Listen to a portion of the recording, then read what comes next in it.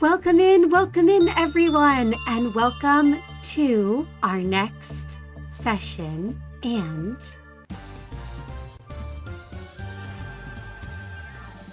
the four of you have received a summons from T Corp. Report to the specified collections office within 24 hours time, or face punishment for refusing to abide. And so you have no choice but to prepare yourselves and head to the designated meeting place, walking in there knowing you are suspected of having ties to the Syndicate known as the Yurodiviye. You four have barely recovered from your brush with death when put up against a Capo 3 and Capo 4 of the Thumb. And while you might not know just what T Corp wants with you, what is for certain is that you are in no shape or state to defy one of the city's wings. And so you all enter into T Corp's collections office. You see that there is a wanted poster in here depicting a very familiar captain of the Yurodiviye. Lev's face is on the poster, and there is a crossed out bounty that keeps being increased, and they've even had to staple a second sheet to list all of the crimes that he has done. You are greeted by one of the T Corp time collectors, and you see that there are more staff around this place.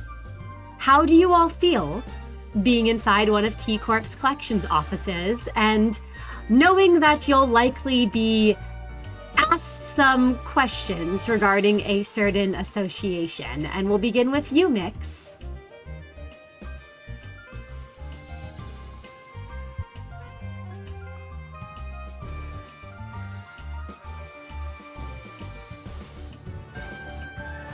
If you would like to introduce yourself.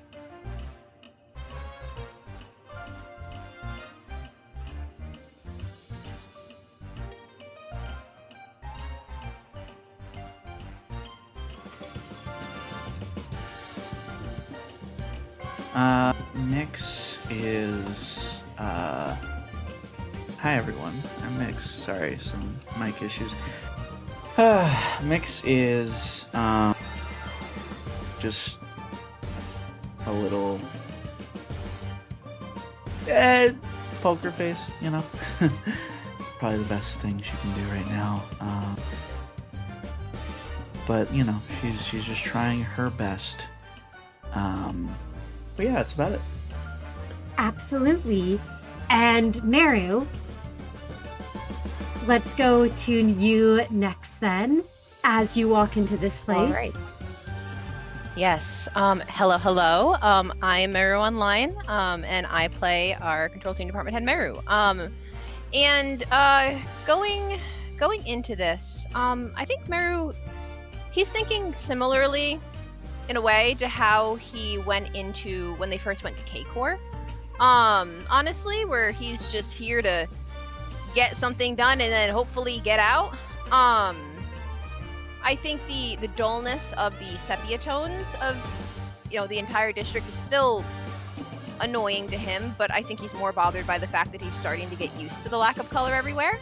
You know, just a little bit, but he's really trying to not focus on much unnecessary things around him right now. And I think going in, he had been chatting a little bit with Miix, who had mentioned to him that there's a chance they might try and ask him questions about what's been going on. And Merru's not a huge fan of lying, but the trick they've decided on is if they don't think he really has the mind to understand much of the time shenanigans and all that went on and whatever connections they may have, they'll probably leave him alone. Maybe. Merru wants to just not really talk to people. So that's what he's doing right now. Absolutely. And unfortunately for him, not talking to people might not be an option, as well, he's gonna try. We'll see if he succeeds. As prior, if you would like to introduce yourself and how Prior is doing. Hello, everyone. Prior here, and Prior is here. He is present. He is aware of how much color flushes his skin, and he is aware that this is one of the places in T Corp he did not want to end up. Regardless, he is here now, and he keeps his face stern but bereft of any telling emotion as he enters with his hands folded behind his back, his shoulders straight, and his steps firm and purposeful, projecting an air of confidence and capability that he hopes will strengthen the story he'll probably have to spin. Hopefully the truth will be enough. We'll see if the truth is as... Kai, we go to you, and how is Kai faring in this place and with what he suspects might be to come here? Hi, I'm Kai Calypso playing Manager Kai, who is definitely still a bit out of it, shaken from recent events. I don't know if he's absorbing as much as he typically would about his surroundings, though he does glance at the wanted poster and just hopes whatever these guys want to ask them about doesn't mean that they've at least fully connected them with the captain. This place is nicer than his T Corp experience has been so far, at the least. And he is banking on there at least not being any physical conflict. Well, you have a feeling that if there were physical conflict in a Wings office, there might be trouble for all of you. And when you all enter, Affinity was redeemed, so you can all start this session with an additional Sin point. And you all are given a moment if there's anything you all would like to say amongst yourselves. Now be aware you are in the office at this point, but if there's any final words you all have for each other.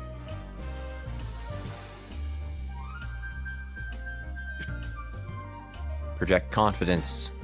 We've done nothing wrong. They're just here to get our side of the story.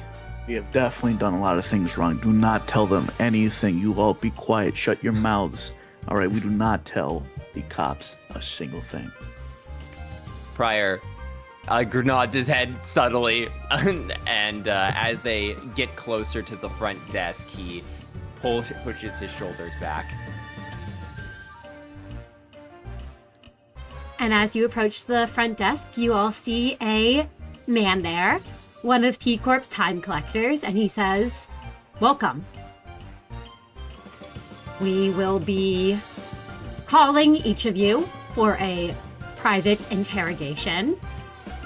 Although we do have cells over there to detain any unruly suspects, I imagine none of you will protest waiting out here while we take one of your co-workers in for questioning."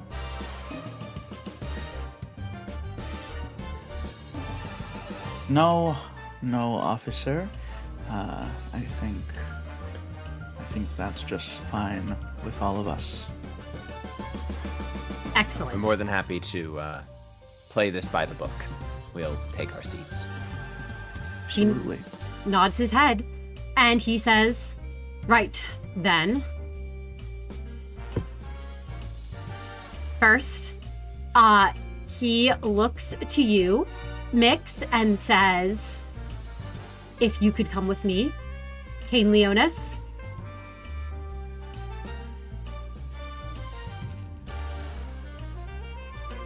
Miix pauses, cocks her head in a little confusion. Miix, it's And, clear that this then nods. interrogator already has all of your names from the file that he has.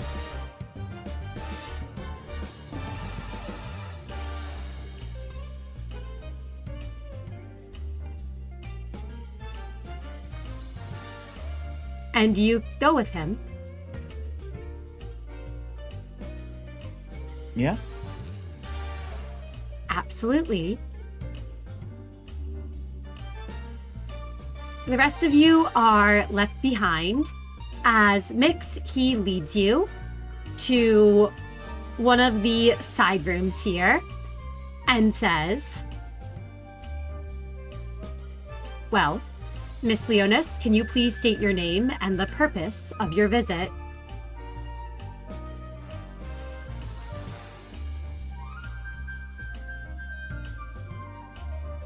Miix, a little unnerved and annoyed, frankly, that this person is just going, like, very comfortably using her name, but, she, it is what it is. She knows how things work, especially with officials. Everything has to be by the books. That being said, she nods, has assumed a pretty stiff posture, and says, I believe you already know my name, but I will restate it if that is what you need. That would be preferable, My yes. full legal name is Cain Elion Leonis. The first of her name, if you were curious. Thank you. And can you tell me the purpose of your visit?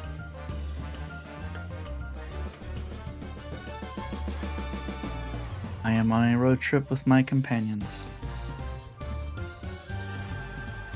He nods his head and looks down at his files and says, I see that you are from A Corp's District 1. Quite a ways away from home, no?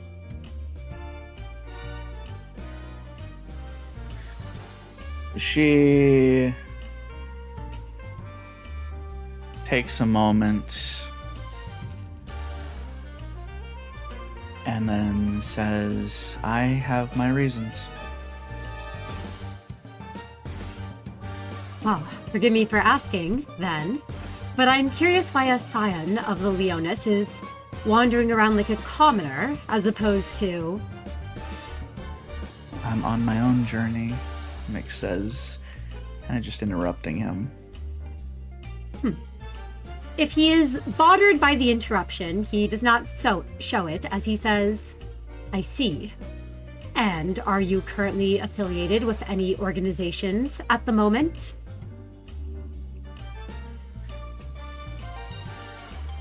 No, not at the moment, Miix says, very matter-of-factly.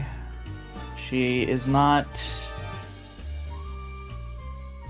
she knows what to say, and she doesn't really want to share beyond that.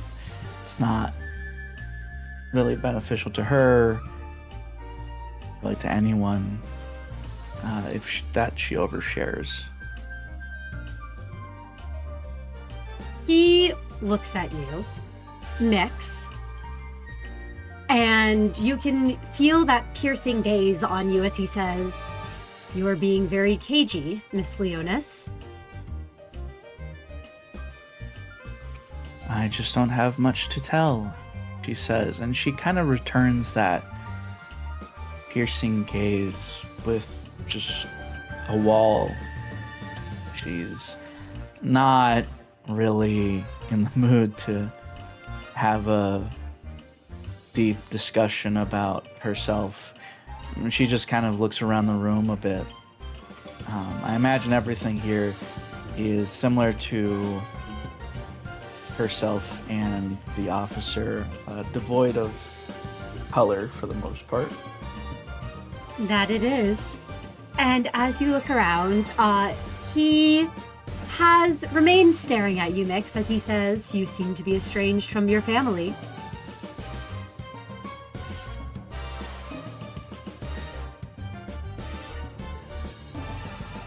That's awfully presumptuous of you, Mr. Officer. I didn't realize that you were in the business of making assumptions. Miss Leonis, I am aware of the frankly ridiculous wealth that families like the Leonis possess. Yet here you sit, without your color. Miix kind of just doesn't say anything to that. He's right. No, he's right. She probably would have color if she had access to her wealth. And at her silence, he leans forward a bit and says, it would stand to reason that you either refuse to access your wealth or are unable to. Both lead to a similar conclusion.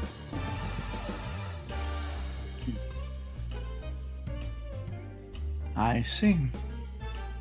You've certainly done your homework. I pride myself on my work ethic.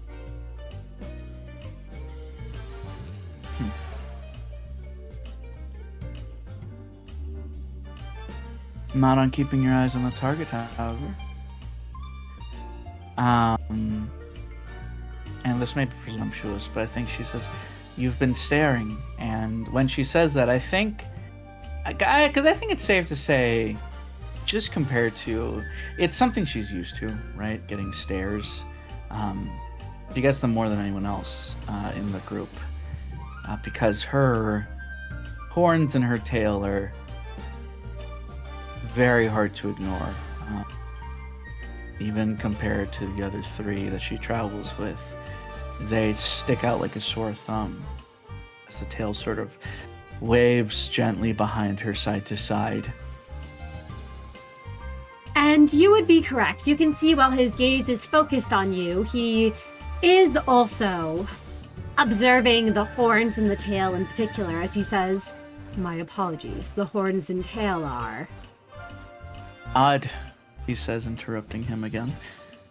I know, you're not the first one to take a look. Care to explain? They're from my former line of work at L Corp. There is a recognition in his gaze at the mention of L Corp. And he says, T Corp did once have a partnership with the fallen wing of L Corp. Interesting. Permanent mutations? Something like that. I see. Now then. And he reaches for a photograph. He pulls it out and he puts before you on the table, Miix, a picture of a very familiar man. Oh. You see Captain Lev in the picture. It is very blurred, but he is still recognizable as he says, have you seen this man before? Miix is silent at first, but she has pretty good poker face in this moment. But inside she's like, shit.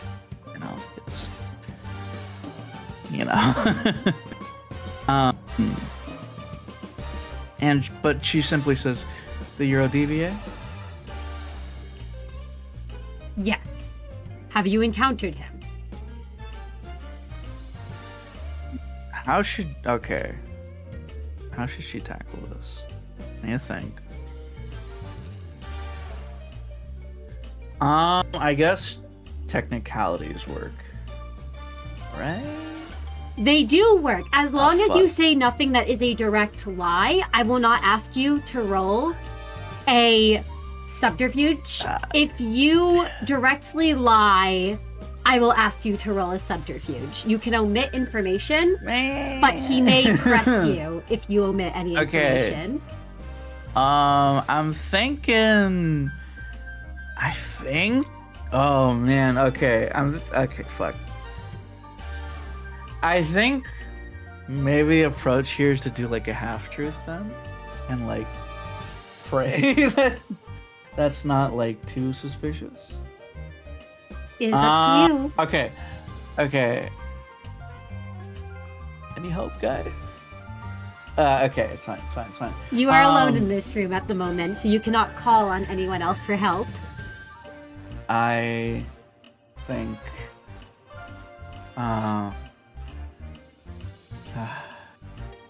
No, I'm more asking as a player. I'm just nervous. But I think Miix will...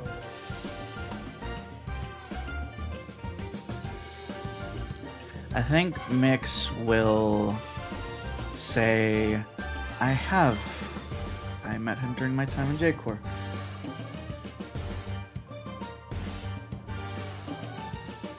He hears that and makes a note when you say that and says, I see, J Corp's District 10. And what is the nature of your relationship? Oh, fuck. Acquaintances. Nothing more.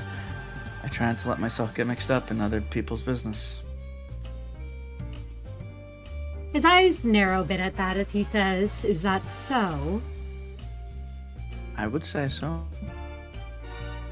Then forgive me for saying so, Miss Leonis, but you seem like the type who would go out of her way for others.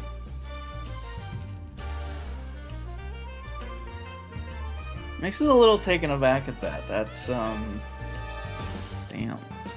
Okay, Mr. DM. Miix pauses. She's not sure why he said that, or what he's trying to... I guess what he's trying to gauge from that. But she takes a moment and then says, you certainly like to make assumptions, don't you? There is a flick of a smile on his face as he says, as I said before, forgive me. Sometimes my mouth is faster than my mind. It's fine. You're not entirely wrong. I do enjoy caring for others, although I didn't realize that having basic human empathy was something to comment on. He makes no comment to that in particular, but he makes a note and he says, that's not something you see often in families of prestige. No, it's not. So I never got on well with most kids my age growing up. Because you cared about people. About the wrong people. That must have been hard.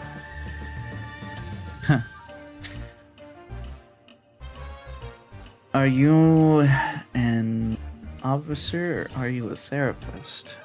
You get used to it after a while. The name calling and the bullying, it's not a big deal. And I had some friends. Really? Oh, wow. Thanks for that, Miix says at this point. She chuckles. I assume it wasn't entirely mean-spirited after all. No, you can see the officer is smiling at you, Miix, and he simply says, I jest. Well, I did. My best friend, for one. Growing up. And there was this boy who I met while going on business trips to K Corp with my father when I was little. He and I got along very well. His name doesn't matter. I see. So you weren't entirely alone then? No. Isolated, sure, but not alone. You see him write down some more notes, Miix, as he says, I see. Well then, Miss Leonis, going back to our earlier questions from before, what can you tell me about the time disturbance observed at the location? You claimed you were acquaintances with this man belonging to the Yurodiviye. and our readings indicated that anomaly there, where he was suspected to be. Time seemed to go a little funky, and I couldn't tell you much more than that. Everything happened so fast. I'm still processing things, you see. Forgive me, I'm not sure I'll be much assistance in that way. I see. Can you elaborate when you say time seemed to go a little funky? Do you mean in the surrounding area, or do you refer to time on that man himself? It seemed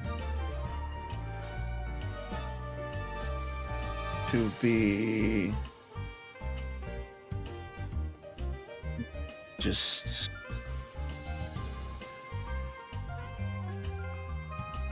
something strange. I couldn't tell you much. I'm not that experienced.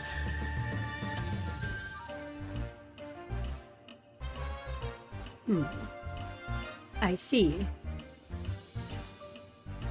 He makes another note and then says, well, that should be enough for now.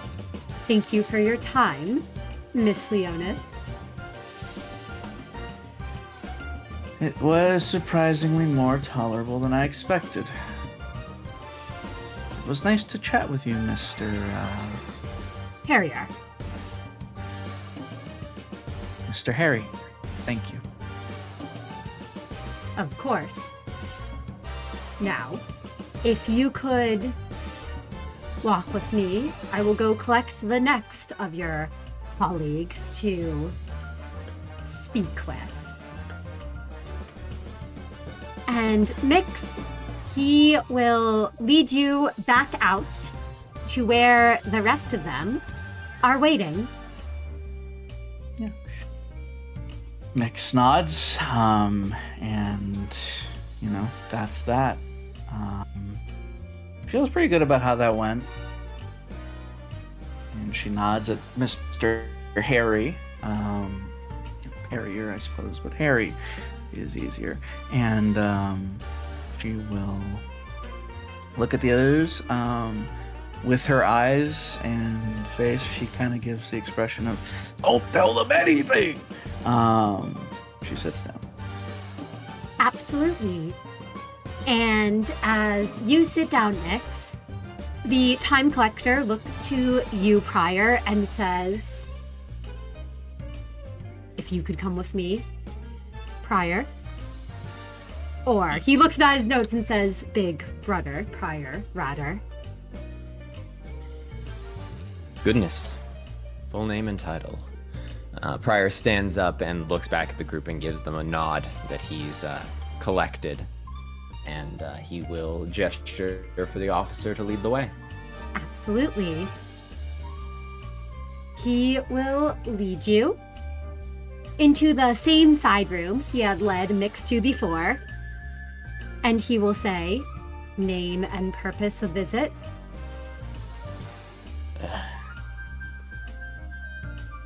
The only name that would appear in any record, and the only one I claim and keep, is Prior, and I'm here for leisure. We were on a road trip and decided to take a detour to T Corp. It was a little out of the way, but we figured it was worth it. I see. And what is your relationship with the other individuals you are traveling with? No, they're my colleagues. We were all employees of a former wing. Started traveling together after events I'm sure need no long-winded explanation.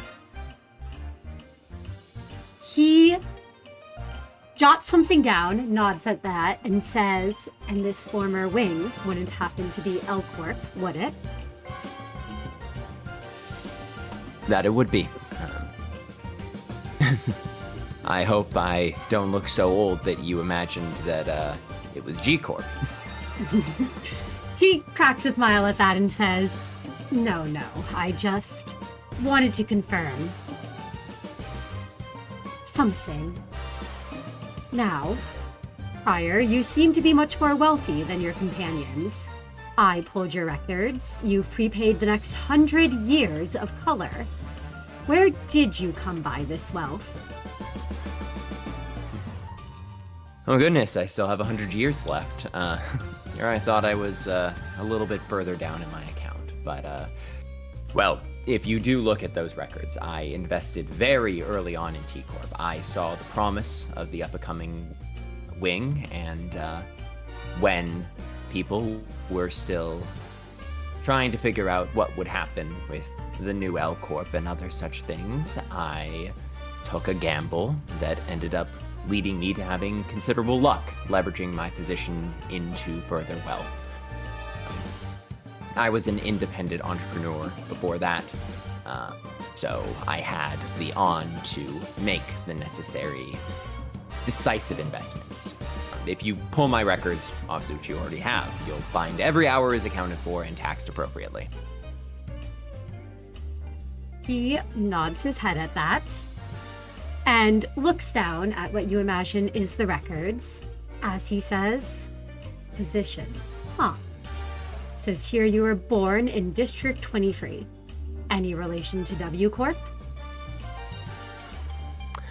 Yes, I see you need it for the records. No, I do not hold any position of authority within W Corp, nor am I related to any employees or affiliates of the wing. The former W Corp, then? No, not the former W Corp either. He nods his head at that, and then looks back to you, Prior, and says, I know you are quite aware. I am already aware of this, but I should still ask. Any relation to the Five Fingers? I've never heard of them. Yes. I am a big brother of the middle. Though, as I said, I am a District 23 resident and have no business here beyond my personal pleasure. I'm not here on finger business, nor would I bring Syndicate visit into a nest I have been so graciously allowed into. There is a little bit of relief, almost, you can see, wash over this man as he seems to calm a bit and says, appearances really can be deceiving. And no offense meant, of course. You know, you're the first middle member I've ever met. Are you all this passive when questioned? No offense taken. Unfortunately, to be honest with you, officer, the answer tends to be no, but I have little interest in taking petty vengeance on people just trying to do their jobs. It's something I wish the Syndicate understood better, quite frankly, in my own humble opinion. I'm happy to play the games by your rules while I'm in your home. You keep order here, and you expect very little. The least I can do is my part. He nods his head at that and says, much appreciated. Well, now that we've settled that, I'm not sure. Shall I address you as Prior or Mr. Big Brother? Prior is fine, officer. You're the one to respect in your house. His smile widens, Prior, as he says, I'm starting to like you, Prior. You don't know how nice it is to have someone make this easy on me. Well, Prior, do you have any connection to the group known as the Yurodiviye? Right. Business. Yes. Back in J Corp, me and my associates were hired by a casino owner to track down a stolen sum of On. We traced it back to a group of Yurodiviye agents and engaged in a brief scuffle with them. Ah, I see. He jots something down and then looks back to you and says, seems like work beneath a big brother. Normally, I would say you're correct, but I've been out of the game for a while. As I said, I started working for a wing. You don't get out of the back streets for nothing. I didn't have much to come back to when my employment ended. The middle is a family, and leaving family can be a painful experience.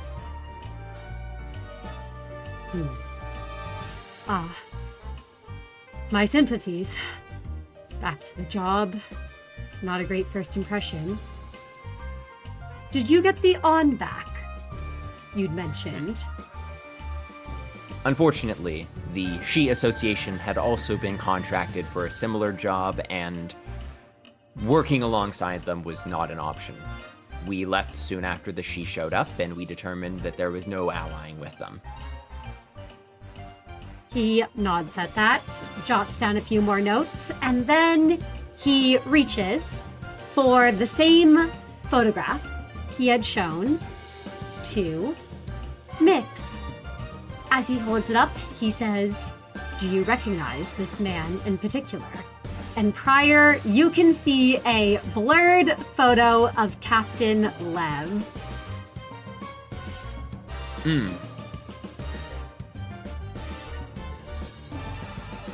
He's dressed like that man we encountered back in J Corp, actually.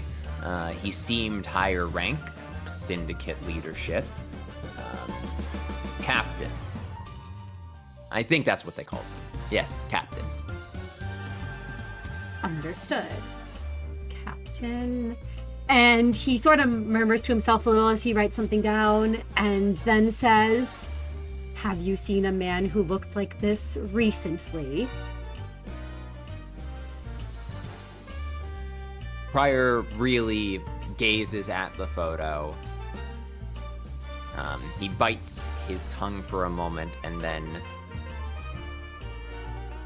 Maybe, officer. Maybe. When we were parking our RV, the one that was our summons was served at, we noticed that this bubble thing was nearby. We went over to check it out, and as soon as it popped, we heard fighting inside. Syndicate members. There was one there who was moving like a blur, too fast to follow. Now that I'm looking at this photo, if you were to smear the edges, could be the same guy. And Pryor, I will not ask you to roll a subterfuge check, given that is not a lie. That bubble. Did you enter it? No, it popped, for a lack of a better term, just as we arrived, basically. I see. And the syndicates you mentioned that were fighting there? That is my area of expertise. Hopefully this might be a little more useful to you. Definitely one group was the Thumb. That's recognizable anywhere. I especially recognize there was a Capo 3 and a Capo 4 with them. Obviously, that would be a death sentence to deal with. That's high-ranking leadership. So I just tried to stay alive, personally. He nods his head at that, jots something down, and says, "No shame in that. I don't suppose you, as a big brother yourself, would have any clue to what Capos of the Thumb might be doing within our nest."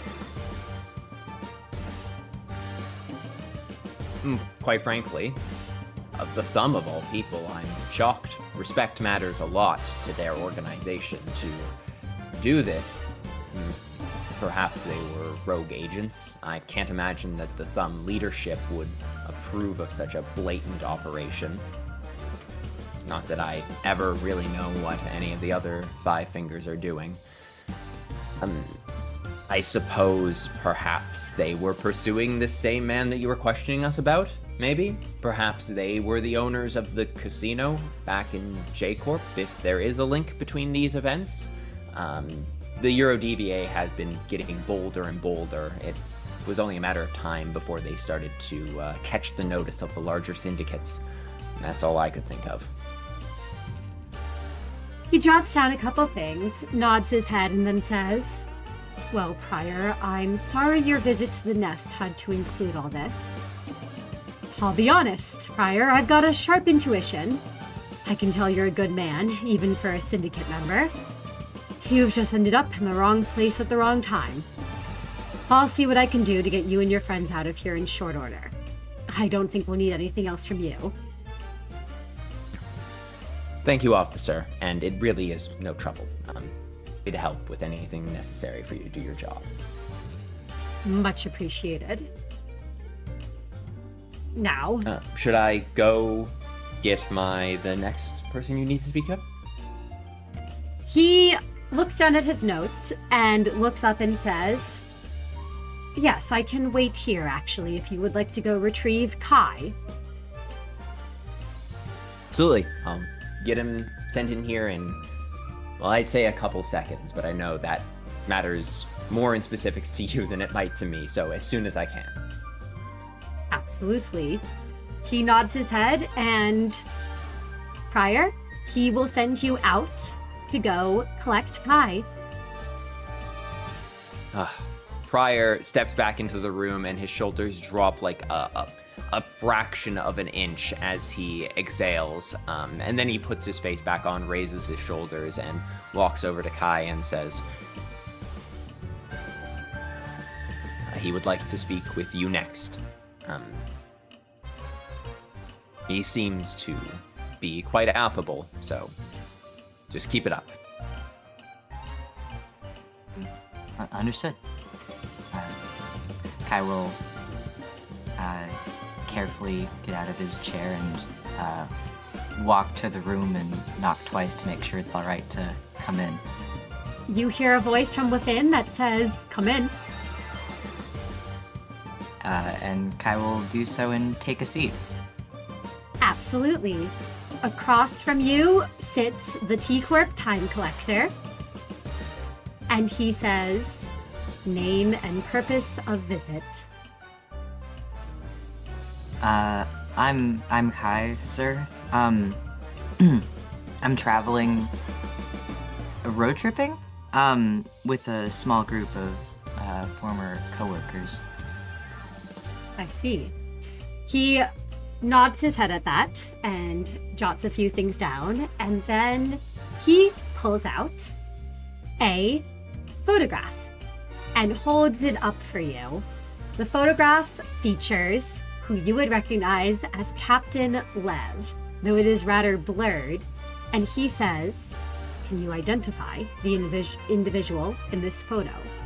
And what is your relationship with them? Oh, we had a brief encounter with him, pretty recently.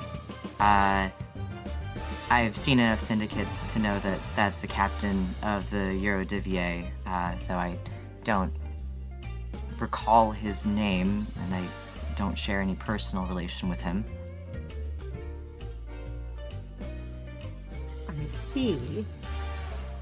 He jots something down at that and says, and have you ever met him before today?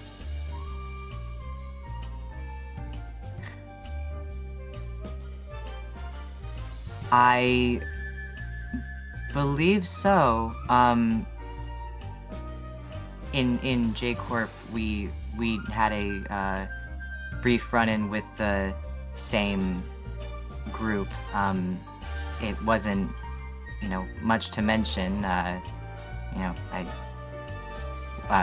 We get into little fights on occasion. You know how it is in the back streets. Sir. He listens to that, Kai, jotting some things down, and says, as a matter of fact, I actually don't. Oh, I've been in... sorry for presuming. No, not at all. He shakes his head and says, I've been in T Corp's nest for all my life. And Kai, you said you've interacted with many syndicates before. Sounds like you've gone to quite a bit of fights. Care to expound on that? Well, I was formerly employed by the middle as something of an errand runner. So I've interacted with a lot of people in that sector. Long time ago now, though. just enough experience seeing people like that to profile them, I guess. I see. And it was Prior who you were employed by formally, correct? Yes, sir. Sorry, I didn't want to paint anyone in a bad light if there was no reason to. No, I understand. I've already talked with him regarding that relation. And back to the earlier topic of conversation, our readings indicated significantly anomalous time disturbances and balance exchanges in the area we pinpointed your group's presence. Any light you can shed on that? Sorry, sir, not much. I can say we saw a large time bubble pop. And the man that you showed me earlier, his brief brush with us was so fast, I couldn't understand anything that he said. I could hardly follow his movements, honestly. But you can check my device thingy and see that there was no such tampering on my part. A lot of this technology is beyond me, but I'm smart enough to at least not to mess with something I don't understand. He nods his head, jots a couple things down, and then he looks back up at you, Kai, and he says, "Our records indicate that you yourself were put under the effects of an anomalous time disturbance.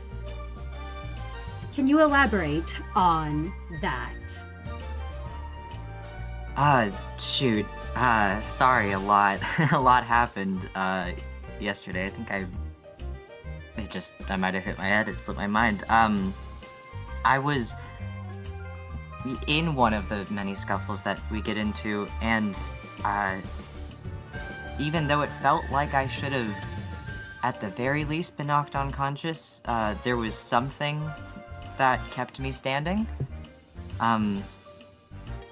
I was in a little bit too much pain to fully process what was going on. I'm sorry, I don't really know what happened there. I can't shed more light on it for you than that. It wasn't my doing, though, if that's the question. I see. So to confirm, you were in a scuffle, I imagine, with the syndicates in this place. You should have fallen unconscious, and something occurred that led you to still standing. Yes, sir. Though it did not, keep me from being in bad shape. But, yes. Understood. And he looks up and down, and Kai, I believe you still have 2 aggravated points of damage on you. I believe you're correct. Let me double check. Yeah, I'm still a little bit injured. He can see the burns on your skin, the scars from your ego gift, and he jots something down and he says, "Well then, understood. We'll be collecting the overdue time tax from your allotted time upon arrival. So do be aware that your current balance is significantly less than that of your co-workers. In the event you all plan to remain for the duration, put on your timepieces." All right, I will, make sure to inform them. Thank you. And I believe I have one final question for you, Kai. This is your first time in T Corp's District 20, correct? I see here that you have been employed in and traveled around quite a lot of districts before, but I don't see our district on any of your records, besides when you briefly passed through back around February, it would seem? March? Yes, sir. I never. I don't have quite the, perhaps, intellectual grasp of the rules of this, area to choose it as my, destination, I guess, to live in temporarily. I've always been a bit flighty.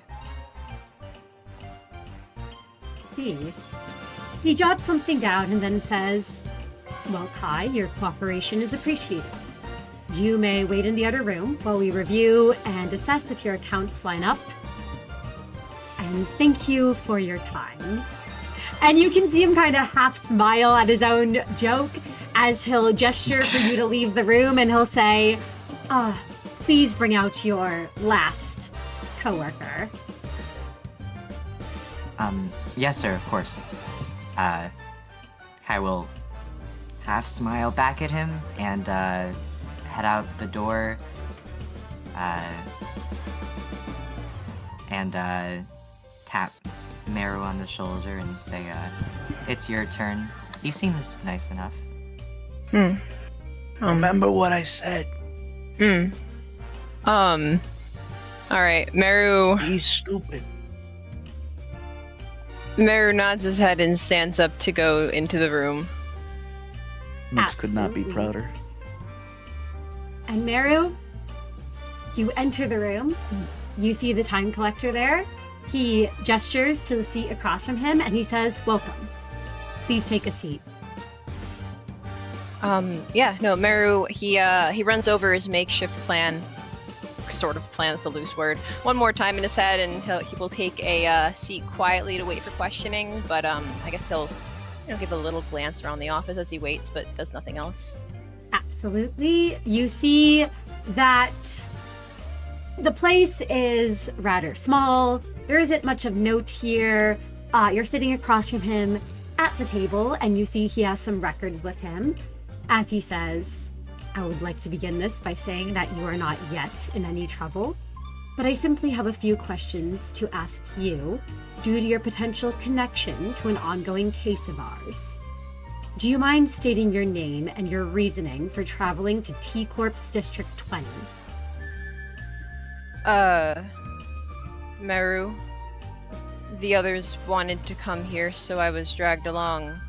That's all, Mr. T Corp. The others.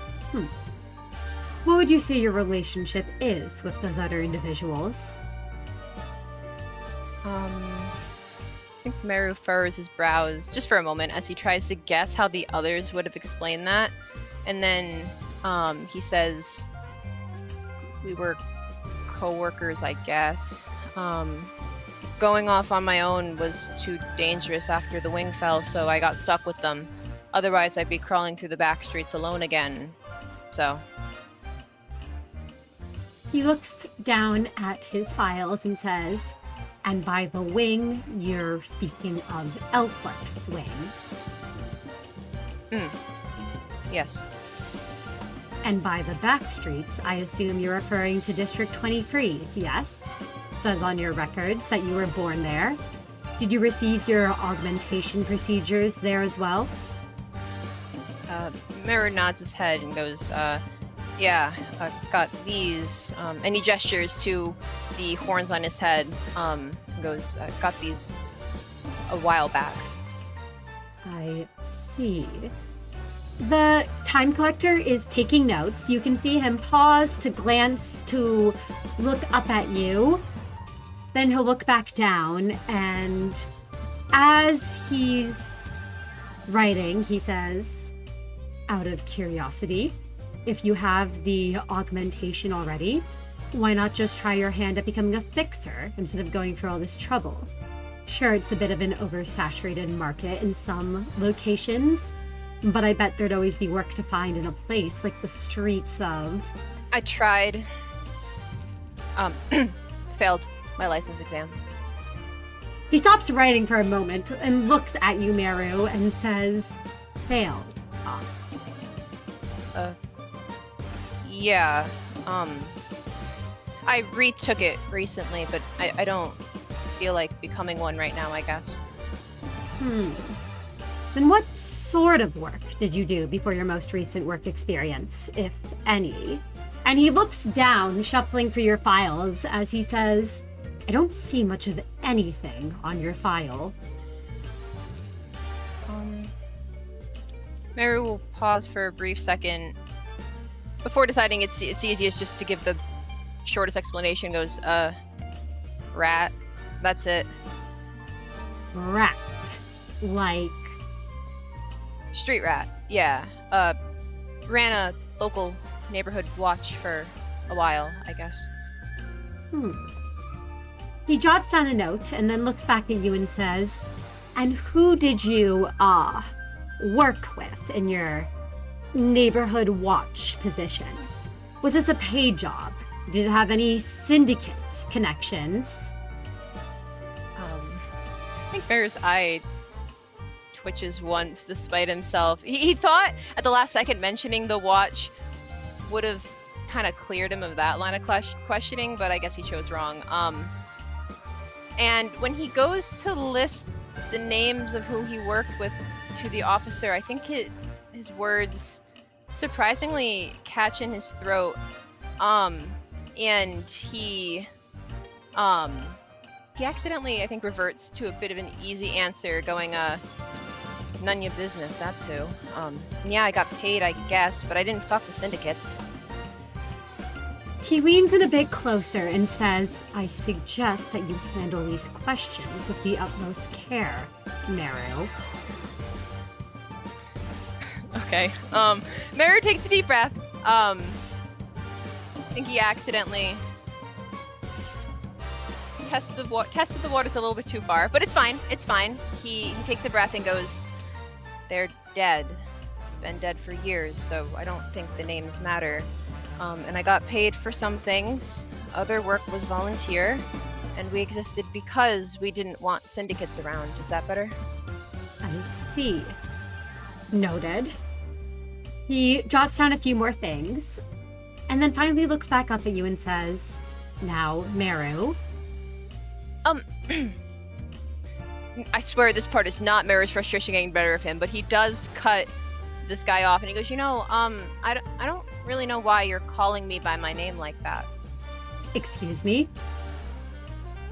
And he goes, yeah. And when he speaks, it's with a bit of a calm, like, more even, and it's unaggressive tone as he says, it's not a big deal, but shouldn't I be Mr. Merru? Usually when you use those, what are they called? Like the Mr. or Mrs. or whatever words, it's either because they're your boss, you don't know them, or you don't like them, right? That's what I was always told, at least. And last time I checked, Mr. T Corp, I don't know you from a hole in the wall. He seems to almost be ignoring you as he lets you ramble a bit and simply says, looking for the photograph that he showed to the three before you. Now, Mr. Merru, who is this man to you, if anyone? And he holds up the photograph of a very blurred Captain Lev. Merru will squint his eyes as he studies the image. He's trying to think a few steps ahead now of what this officer is going to ask him. It's not his strong suit, clearly, but he's doing his best. And he says, he looks like Yurodiviye, right? Yes, he is. Have you seen this man before? I mean, he looks like one of the guys we saw in J Corp. I don't know what that group's up to now, though. Last time we went to a casino there was in, like, what was it, February? I cared more about the roulette than whatever they wanted, though. You hear him mutter under his breath, Gambler, as he writes something down and then says, I see. Is that all? Sorry, that got me. I'm good. Okay, I'm good. Merru will think for a few seconds. Like, he really looks like he's thinking. And then he goes, yeah.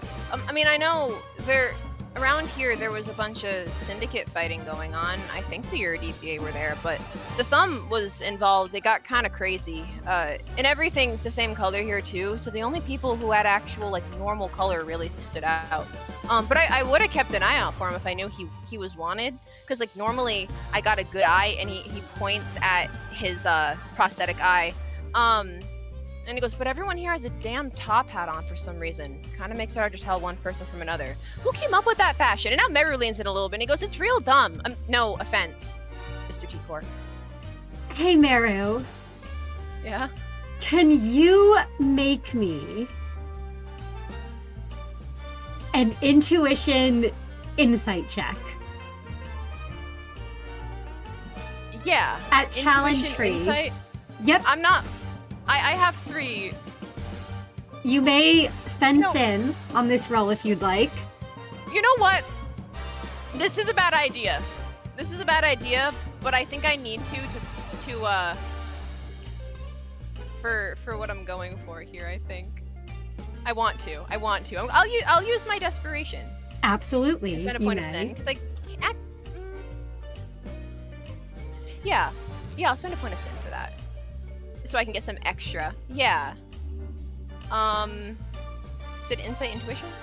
Yep, insight intuition. Challenge 3. Let's see if I can do this. Ha! I did! 4 successes. Yes. This man thinks that you are stupid.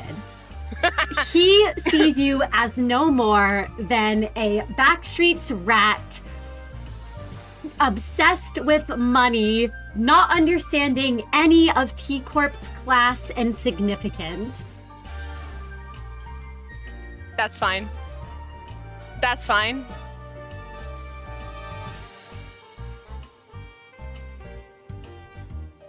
And he says, well, I had some questions about the time disturbances in the area, but unless you have any information on that. And Merru, with your role, from his tone of voice, you can tell he doesn't think that you're smart enough to.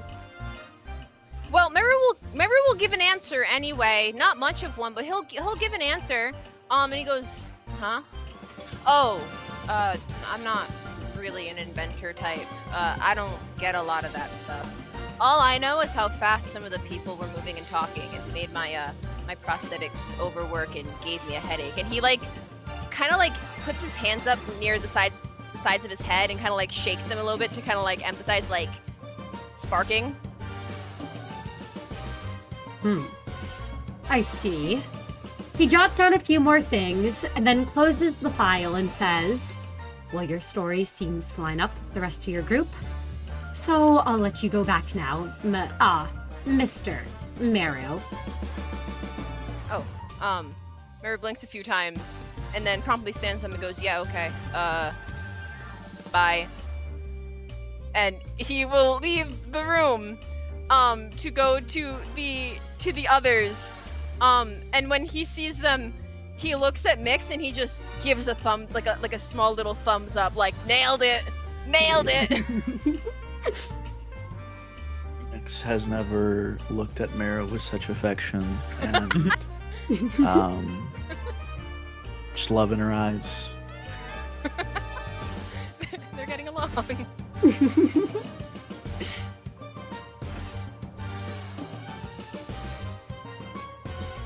It's them to the end. Oh my god. Prior keeps his seat and he does mutter to them, we're not out of the woods yet till they clear us, but it sounds like it all went well. Let's just wait for them to rejoin us. Hopefully they'll tell us we're free to go. That magical, beautiful moment between Merru and Miix is shattered, and Miix just goes back to being And Merru locks back in. You all are forced to wait for, I would say, probably about half an hour or so in the head standard there's time. the bureaucracy. Yep. Until the time collector approaches you all and says, well, we've compared all of your stories, and it seems everything checks out. However, we are afraid that we may have to detain the four of you for a while longer while this case is under investigation and until we have captured the suspect.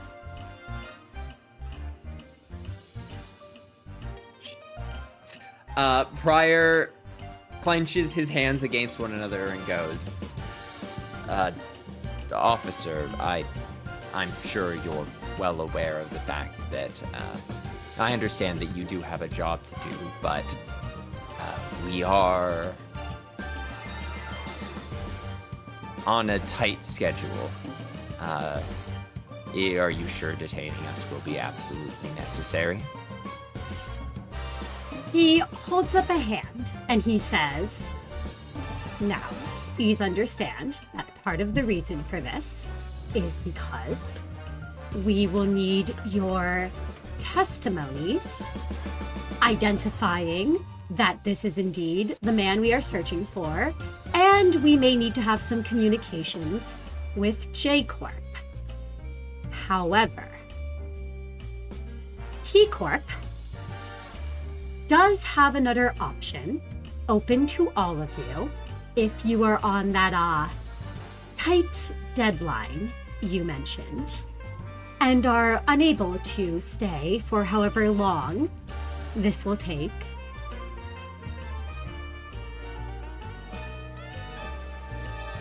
Prior looks at the rest of the managers and he just has in his eyes, I don't want to stay here. Well, I don't got a choice. Well,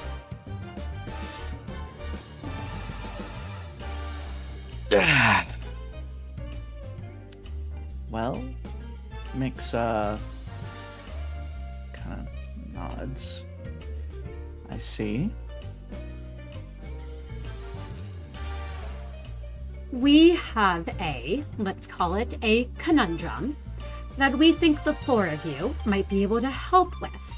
And in return, There it is. T Corp might be able to help the four of you. All suspicions will be dropped, and any possible ties to the Yurodiviye and mentions of certain time disturbances stricken from our records. If you can resolve this conundrum and avoid spreading unneeded panic in the streets. If these terms are agreeable, we can move ahead. If not, then we shall need to detain you here longer during the ongoing investigation. And I am afraid I cannot elaborate more until you have either agreed or denied this request. Well, Mr. Harrier, I believe you have us... Mr. Harry, I believe you have us at somewhat... you have us between a rock and a hard place. I don't believe we have much negotiating power, so I think... She looks to the others and then looks back. That, some grunt work in exchange for any charges being dropped sounds more than fair. Wonderful. Are there any objections from any of you? And his gaze sweeps across all of you. Prior is staying silent.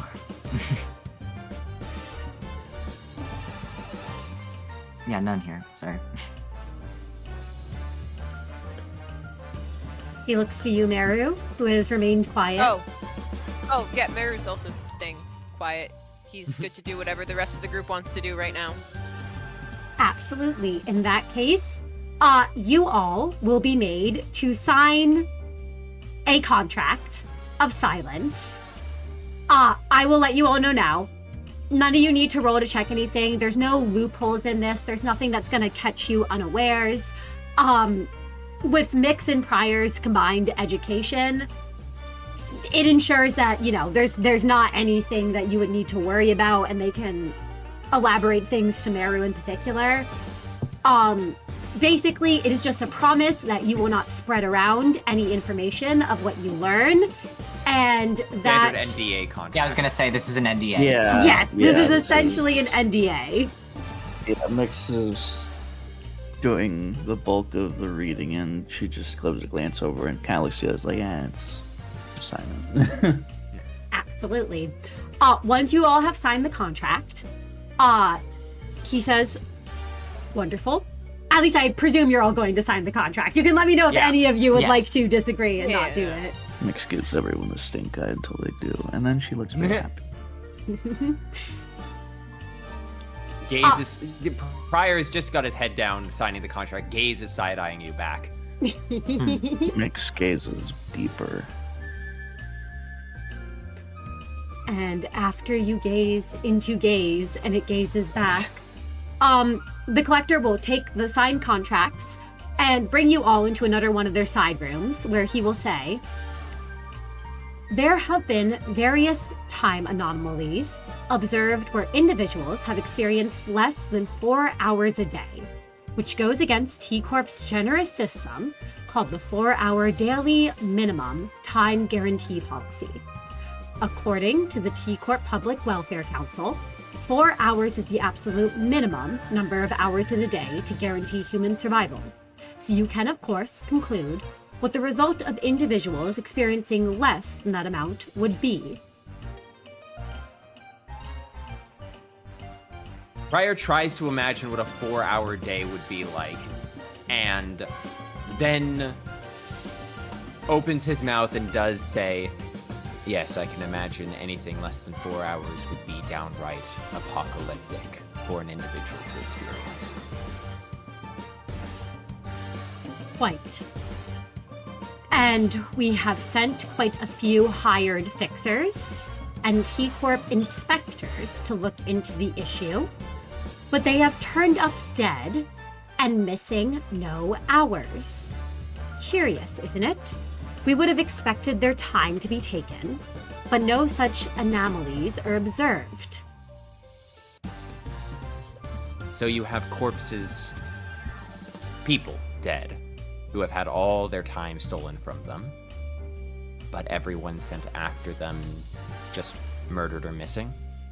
Correct. Huh. Interesting. That, I admit, my first thoughts when you said that people were showing up dead is, well, we've seen a few times certain phenomenon in the city, but the capability to kill those coming after them, assuming they're even related, speaks to a higher order of intelligence. Indeed. And to that point, it seems that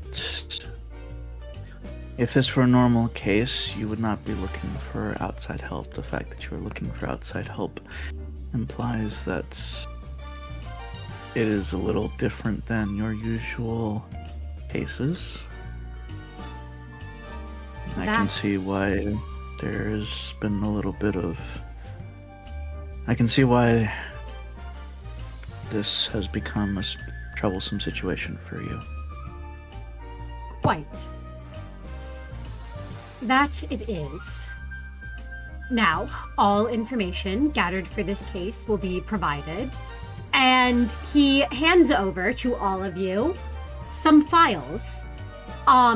Could you all, or whoever would like to assist and look at one, make me an understanding investigation roll?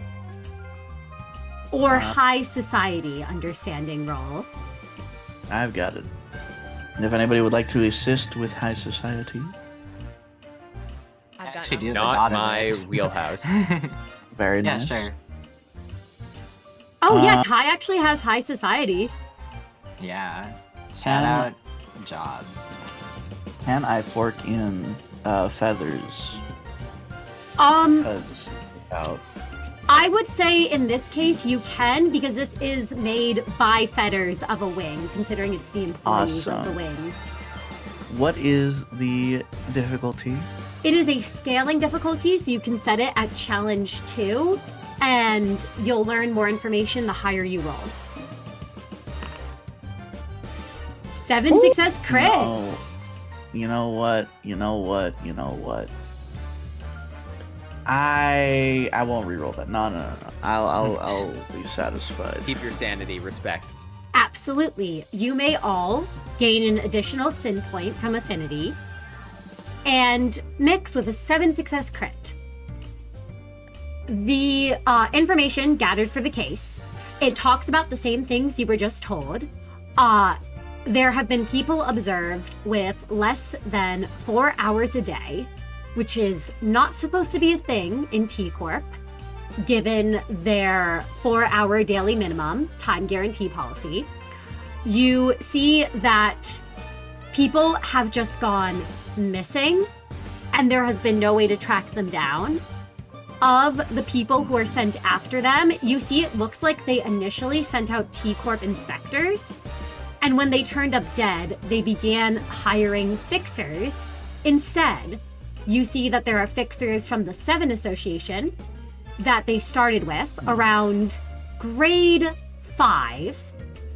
So there were grade 5-7 fixers, quite a few of them, and you have their autopsies where the cause of death is very much, it looks like they have been essentially stabbed to death, what has been found with their corpses. They have been very bloodied, and while the bodies aren't there for you all to observe, you can read through the autopsies and you learn that information on them. You see that after the 7 fixers were hired, it looks like they hired a couple of SWI fixers who were between grades 3 to grade 5. And these SWI fixers turned up in the same exact state that the 7 Association fixers did. So whatever you are dealing with is between the threat of a grade 3 to 5 fixer. Interesting. Or at least able to overpower fixers between the grades of 3 to 5. I see. Miix has just been mumbling that as she goes through these pages. I imagine she kind of just like circles some if there's like a pen nearby, she circles some things just to keep a note of it. And Kai probably is able to point a couple things out. And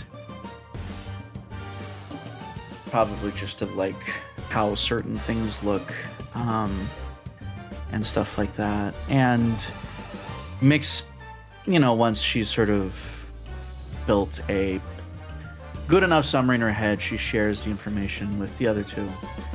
And then says, one last piece of information you get from the crit. You do have the list of the full victims who have gone missing. You have the ones who are confirmed dead, and you have the ones who are still missing. There is no similarities between all the victims, except for one thing, and that is their social class. All of the victims seem to be people who had the 4-hour minimum of time. Aside from that, they are between all different ages, they are between all different genders, they are between all different appearances. And the vast majority of them are simply marked as missing rather than dead. You also notice that the number of missing victims has climbed to be like in the 50s and only seems to be getting bigger with each passing day. Gotcha. And now you may continue. That's probably what Kai points out then is the difference, the sort of social classes being the sort of tying element. Miix has suddenly glasses on, and she does like that sort of like push of her glasses, a little sheen. She says, "I see." And she looks and says, interesting. I understand why this has been so puzzling.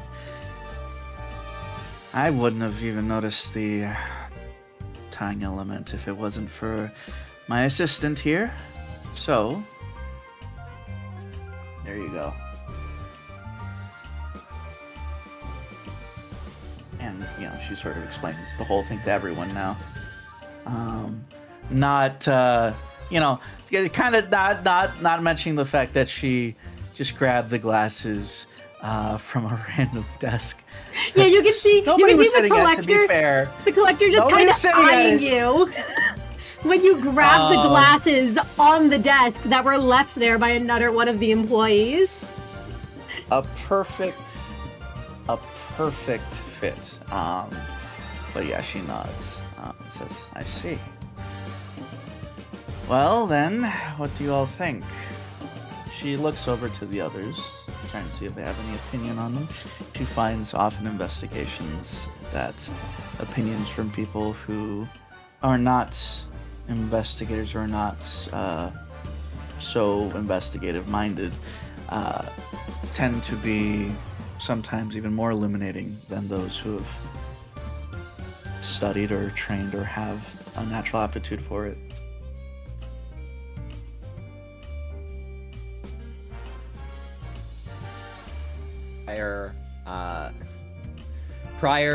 Prior is loath to admit it because it very rarely comes out. He has dog shit investigative skills. Prior can be good at putting together information sometimes, but as Miix goes over all this information with Kai, kind of just like starts to roll it over in her head, draw some conclusion. He's just kind of standing there beside Merru, and he kind of looks over at Merru and goes, "You getting any of this, Merru?" Likewise, Merru also has shit investigation. And any of that. Merru is really good at finding things if he's told what to look for. Or if he already knows what to look for, but all that stuff is not his forte, so he just looks at Prior and goes, I think you know the answer to that question. Alright, Miix is gonna hold over whichever one of us asks for clarification. She's gonna hold that over our head for, definitely the next couple weeks. Okay, well, not me. We could Go rock, ahead. paper, scissors? Nope. Oh, come on. I said it, not me first, so. Have fun. And can Kai hear them having this conversation? Yeah, I imagine Kai has dots of awareness. Unlike Miix, Kai has dots of awareness. It could probably hear them muttering to each other. Okay, cool. So Kai hears Prior and Merru trying to decide who's gonna get thrown under the bus and decides to throw himself under the bus. Could you, I know that you're asking for input here, but being is that you are the one who understands what we're looking at best, how about you clarify for us what you believe that you found here? Elementary, my dear Kai, Miix says, and she takes off the glasses rather dramatically and puts them back on the desk where she found them. Kai looks at the glasses. And then says, well, I believe that what ties everything together is something that you actually noticed and pointed out to me. After all their ages and genders and such locations are different, but what was the one thing that tied it all together? The amount of... Oh. Prior looks at Kai as Kai started speaking with a please save me. The hours in their days, their social class. Exactly. This implies, and just to remind me, Mr. DM, just to make sure I have all my What does facts this straight. imply? What was exactly? What was the social class that was? The social class was those who had 4 hours thanks to T Corp's 4-hour daily minimum time guarantee. So it looks like Awesome. all of the victims had only had 4 hours to their days. They were These nest are lower residents, but they were the poorer ones in the nest. Yeah. Okay, gotcha. So these are lower class people in the nest. Yep. Yeah, Miix says, it seems the targets were lower class residents within the nest. None of these people seem to have an abundance of time. This does potentially mean we could be dealing with someone who is discriminating against others of a lower class, but I would not make assumptions. We don't know yet. I will say, as Still. Miix is talking, Merru's nodding his head like he totally knew that. Mm-hmm. Prior Still, put his hand on his chin and strokes it for a moment and goes, wait, I think you're right.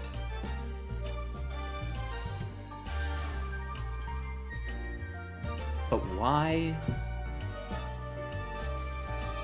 target the poor? In fact, if they're targeting the poor, why murder the collectors and the fixers? I mean, they wouldn't be of a lower social class. Maybe it's just because they're the ones coming after them. But then why, if your goal is to steal their time, why steal the time of the people with the smallest amount of time? That seems like the most inefficient way of doing it. exactly. That is what I was thinking. I'm not sure what the intentions are here. At first glance, one might think it is simply just class warfare. I'm sure that's what came up in the mind of your heads, officer, but that's not exactly what is going on here. I'm sure you've also had an inkling of that. So there's something else going on. But with the information I have here, and Miix sort of looks at the papers, my assistant and I can't come to any strong conclusions just yet. The T Corp time collector nods his head and says, yes, I admit we suspected a connection to the Yurodiviye, but this doesn't quite fit their modus operandi, so we're not quite sure. What Wait a has minute. caused those with only 4 hours to be targeted? Wait a minute. Yes. He looks to you, Prior. Miix, this is actually something I know about. Oh, If do you were elaborate. trying, let me put it this way, Miix. If you were trying to get a whole bunch of poor people in one place together, how would you do it? Well, I can think of a number of ways, but why don't you illuminate us? Let's say you are the leader of a syndicate. You want to hunt down a bunch of people without much time. Easiest way of doing that would be to lure them into a trap. You want to get people in the door? You want to make them disappear? You put down something as bait, and you draw them all into your trap. I see. And what's better bait than if you're poor and you're hungry than someone saying they're listening to you and they're gonna do something about it?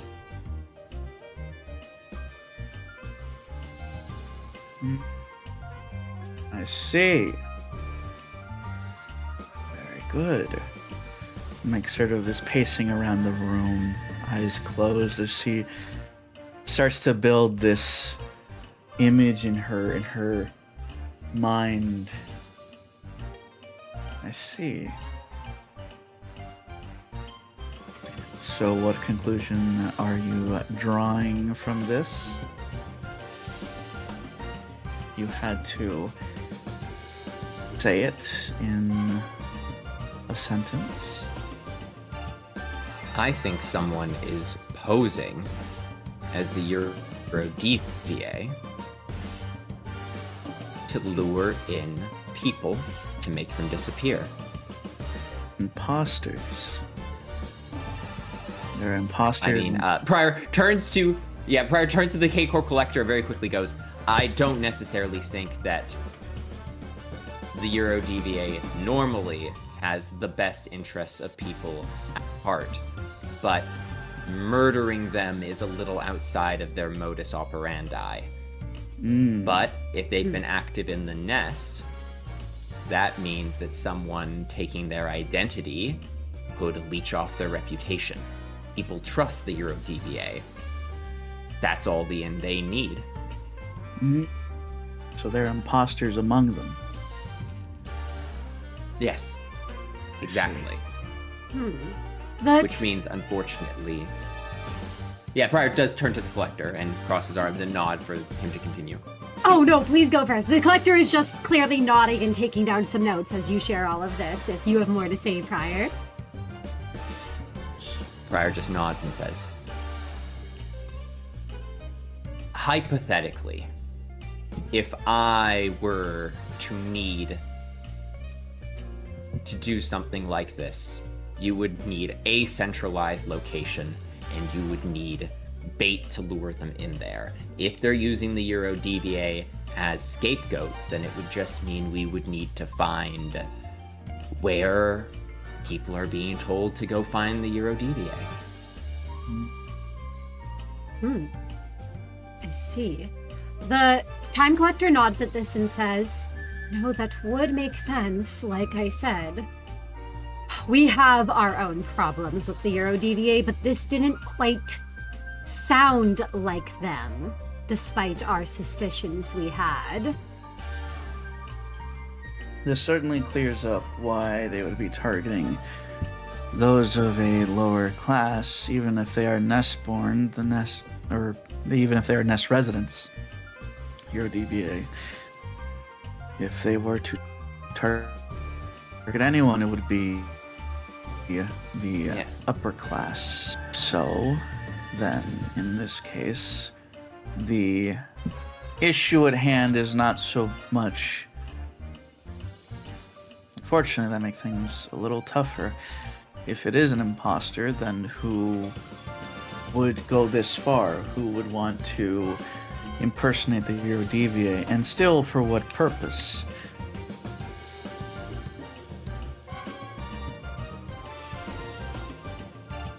Prior nods his head and goes, that's the thing. I mean, it would be a way of getting a lot of people into a location. Maybe they are just looking to steal their time. If that's the case, even if you couldn't get much time from any individual person, you would build up a lot of time by pulling them all together, but it is just a suspicious way to kill them. What could they need? Officer, I think we might need to go do some investigation out in the streets. I suspect there's no problem with us exploring the nest so long as we, don't leave T Corp. Yeah. He nods his head and he says, yes, you are more than welcome to investigate the nest so long as you do not leave District 20. I will not force you all to be accompanied by myself or another collector. However, please do keep in mind attempting to flee from T Corp will result in consequences, particularly as we all do have your files. Very well. Understood. We've signed our contract, and of course, now that our names are in the dotted print, the last thing contractors like us need is to be known as Welches.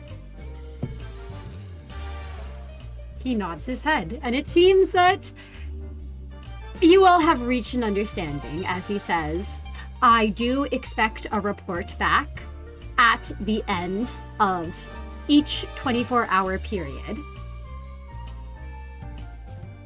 You can either report Yeah. back here to the office, or you can contact me directly, and he will give you all his contact information. You may not want to pull out your Yurodiviye made devices, but you do have your L Corp tablets you could record the information on. Yes, Pryor will pull out his L Corp tablet to record the information. Wonderful. With the contact information given, he will say, you're all welcome to go where you need to go and do what you need to do. Just please remember to keep in contact with us. Of course. We'll have the report back to you as soon as we're able to gather As soon any as we're reasonable able information. to finish up here. Thank you so much, Officer Harry.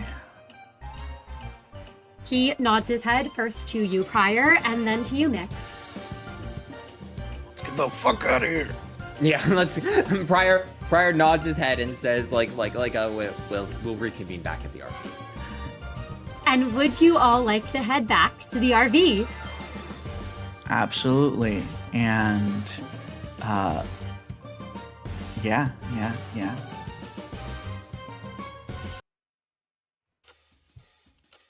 You all are able to make it back to the RV. Miix, as soon as they arrive, Miix looks at everyone and says, well, guess there's... Yeah, I don't think I'm the only one thinking it, but I think we should call Captain Lev. No, I agree wholeheartedly. There's really no. Holy shit! Pascal Please. beeps. To attend to the matter at hand. Come on now. Right. Pascal, bring me my tablet. Pascal goes to retrieve your tablet, and then it realizes something, and it starts flying over towards Merru instead. Hey, Oh my god! No, that's not a My- strong tablet. My second tablet. That's not. Miix. Merru goes to get mad, but he goes, Miix. Just deal with it for now. Pascal Better. beeps, and Now better. it feels like it's laughing at you, Merru. Merru's nothing but nice at this round.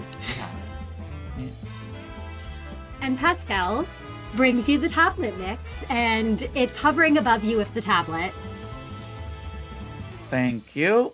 And Miix takes it and brings up Captain Lev. She looks around. Unfortunately, there are no spare glasses, so she has to remind herself to buy some later. Oh my god. But for now, she grabs it, and as she's pulling it up, she says, "Is there anything else we've missed, by the way?"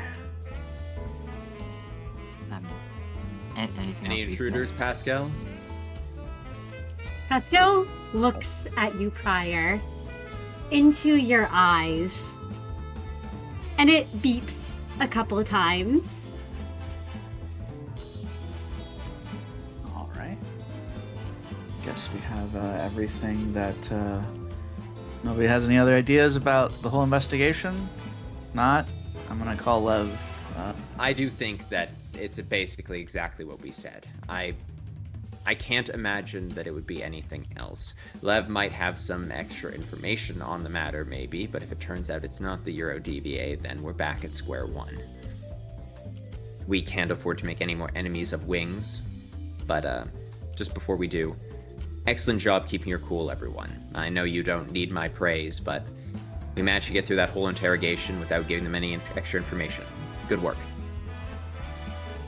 Yes, absolutely. Absolutely wonderful job. Miix nods. Thank you, everybody. I know I was a bit harsh with my words, but cannot tell anything to the cops. Miix, as you go back to get ready to call Captain Lev, and Pryor, as you turn back around, you thought that Pascal had finally calmed down a bit. You stared into its little beady green light. And it didn't flash you. But as you turn back around towards it, can you make me a roll? Challenge 5, Intuition Calmness. Challenge 5. Oh. As there is a bright flash from the drone. This is fine. Okay. Yeah. Prior, you are going to take 3 white damage as it suddenly flashes you with a happy beep noise. I'm going to try insanity reroll just to maybe save myself a little bit more. Okay, well, no difference. I take 2, so I end up taking the same amount. Absolutely. And the moment it flashes you, Prior, it begins to beep happily, hovering around you, almost as if it's taunting you. Pascal, what did I tell you? This is a serious moment. It's gotten stronger! I can feel my corneas burning! I gave it a stronger light. Why would you do that? What would compel you to do that? What would make you think that was a good idea?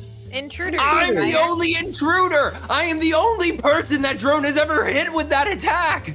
Calm down. Actually, no, you're not the only person. Berg. Who else? Oh, Pascal. It beeps. What did I say about flashing people? It looks away, as if it is pretending not to hear you. Pascal, if you don't stop it, I'm going to turn off your flash. At that, the drone turns around and makes a very sad beep and will fly out of the room after taking one last look at the pained Prior.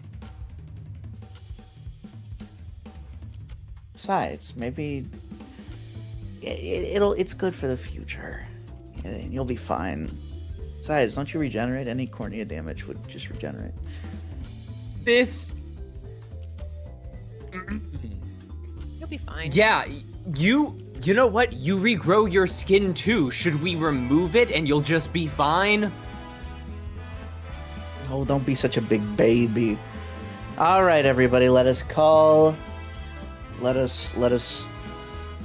up our good chum and pal.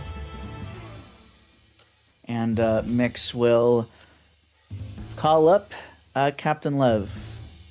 Absolutely. Miix.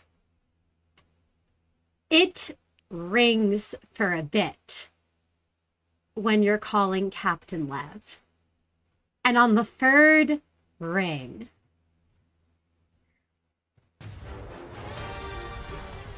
you hear a voice on the other end say, I'm kind of in the middle of something. Do you need something, manager? Yes. Why are you always in the middle of something, Captain Lev? Can we ever call you when you're not in the middle of something? Listen, I don't have a defense for that. Just understand, I am not digging underneath the border right now. You just said you're... What? You're what? Don't worry about it. Are you tunneling underneath the T Corp border right now? I can neither confirm nor deny what activities I might be up to at the moment. Are those are digging sound? What? Okay. You know what? That's not important right now. It's fine. All right, Lev. Okay. Miix kind of regains her composure and then says, all right, some stuff has been happening. We're wondering if you've heard about it. There's been a string of murders of people with in the nest of people with very low amounts of time, and we were wondering if you'd heard anything about that. People are getting murdered? Is it the thumbs? Well, it seems that it might be an imposter that is disguising themselves as Yurodiviye. We're wondering if you'd heard anything about that. TVA. It doesn't sound like something that we would do. Men, keep digging, keep digging. You can hear him like shouting to the other Yurodiviye members around him, and he goes, How many people do you have? How big is that tunnel? I think Don't the less we know, the better. worry about it. The less you know, the better. That is correct. Listen, I will help you all in a moment, okay? I don't know anything about any murders happening, but I can give you information about the other Yurodiviye in the area, if that's what you're asking. Yes. Yes, please, please. Okay, well, I did think it was weird. I tried to contact the local Yurodiviye branch when I got to T Corp, but they never responded to anything I said. They ignored all my calls. They just sent me some coordinates. I thought it was sketchy as shit. And they said only face-to-face meetings. Oh, murders! Do you mean disappearances? Because I have heard about some disappearances happening. Yes, yeah, probably, yeah, like a whole bunch of them. Oh! That's what you meant. Yes, no. I looked into the area they told me to come to, and there were a lot of people disappearing around there. And I said, hey, that's a little concerning. And they never responded. And I said, are you going to respond to me? And they never responded. So I said, nope, I am not fucking touching that. I see. Do you still do you know where they wanted to meet? I have the coordinates. I can send those to you. I would caution you, however, it's some very, very sketchy shit. If there's Yurodiviye there, I do not know them. I am not affiliated with them. That's not even me being like, I don't know them. Like, I genuinely do not know them. It felt very odd. Okay. Lev, you're saying all this. I think you're the last person who should be talking about sketchy shit when you're digging a fucking tunnel. Listen, the point I'm trying to make is that it was very suspicious, and I did not trust the idea of us. Stop talking about how you got ghosted. I was not well, I guess I was ghosted. Listen, the point is, all of you, just be careful, okay? I don't know what is going on there, but I suspect something bad is happening in that area. Well, you know us. We're like cockroaches. We're hard to kill. We'll be fine. You should also stay safe. Yes, they are looking for you actively. It's good to know. I suspected as much, but I am glad to know for sure. And you can hear him arguing with someone, and he's like, stop teasing me about that. Focus on digging your holes. I'm going to deal with my men right now. If you need something from me, I can try to help out, but I unfortunately kind of have my hands tied at the moment. Yeah, right. Good luck. Talk to you sometime. Talk to you soon. I have sent you the coordinates. There you go. Be safe. Farewell, the four of you. And unless you hang up on him, Miix, he will probably hang up first. And you can hear muffled voices in the background. Yeah, he can hang up. And Miix turns to everyone and says, all right, well, that was certainly the conversation. Okay, so we have an idea of what's going on, sort of, potentially, and we have the coordinates. I say we head over there, unless there's anything else. She looks around the room. It's like we got everything we needed. Oh, what is it, Kai? Sorry, I feel like I should probably just mention this. If anything, it means that we'll have to not die and also be timely. I have less time left here. than you guys do, since the reverse freeze stuff Lev did. The interrogator guy took some hacks from me for the whole... Oh. Miix furrows her brow. And then she kind of thinks, well, I'm not sure if this is possible. But Miix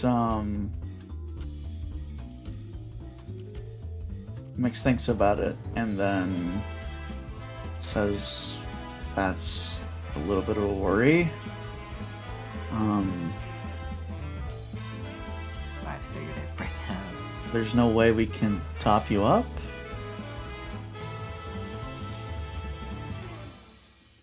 I have been... Prior thinks for a minute and then goes, all right, look, we're already going to be cleared of any suspicion, so here, hand me your time device. There you go. All right. Kai will... See, Yeah. the one advantage of being me is no matter what happens to me, my time can't change, but the time I have saved up can. And Prior will just dump the contents of his device onto Kai's. He'll keep like the bare minimum. They'll basically swap Kai's total and his total. Prior isn't concerned because his time is locked to 24 hours a day. So he just gives everything that he had in his device to Kai and swaps Kai's with his and then tosses the device back to Kai. Just in case I can't run out of time, you might potentially. I guess we won't get in trouble for this. If we do, we're already solving a problem for you. Besides, if they try and tax me for my time, I have more than enough in the vault to pay for it. All Yes. right. I will we go. confirm to you all now this is okay to do. Prior has a lot of time stored up. As long as he's transferring from his device rather than using Neo to transfer, he is all good to do that. And you guys can just switch your timepieces and the time you both have stored. Cool. Yeah, Kai will just take Prior's word for it. Yeah. All right. Then looks like all our hiccups are solved. Let's go and investigate these coordinates that we got. And would you all like to head towards the coordinates? Absolutely. Yes, sir. Is there Prior any... looks to Merru and Prior does look to Merru and say, "We're probably going to have to get into a scuffle. You ready?" Of course I'm ready. We're always getting into a scuffle.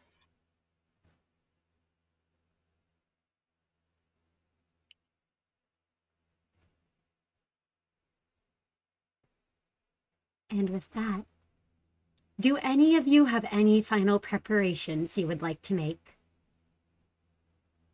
Miix will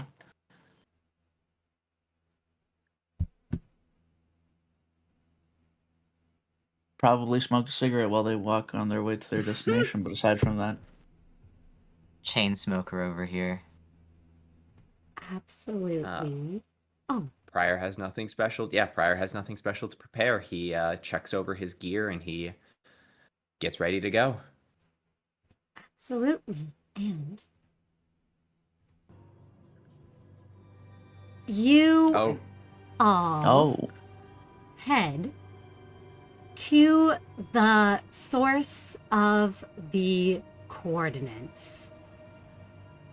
You find that the streets of T Corp begin to thin out as you move from the busy, crowded streets to a quieter section.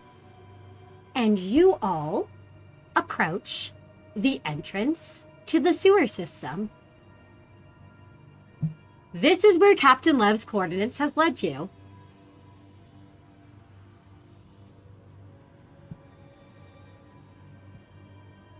Are you sure this is the right place, Miix? these are the exact same coordinates that we were given. I double, triple, and quadruple checked. And that means that I am already getting really bad vibes about this whole thing.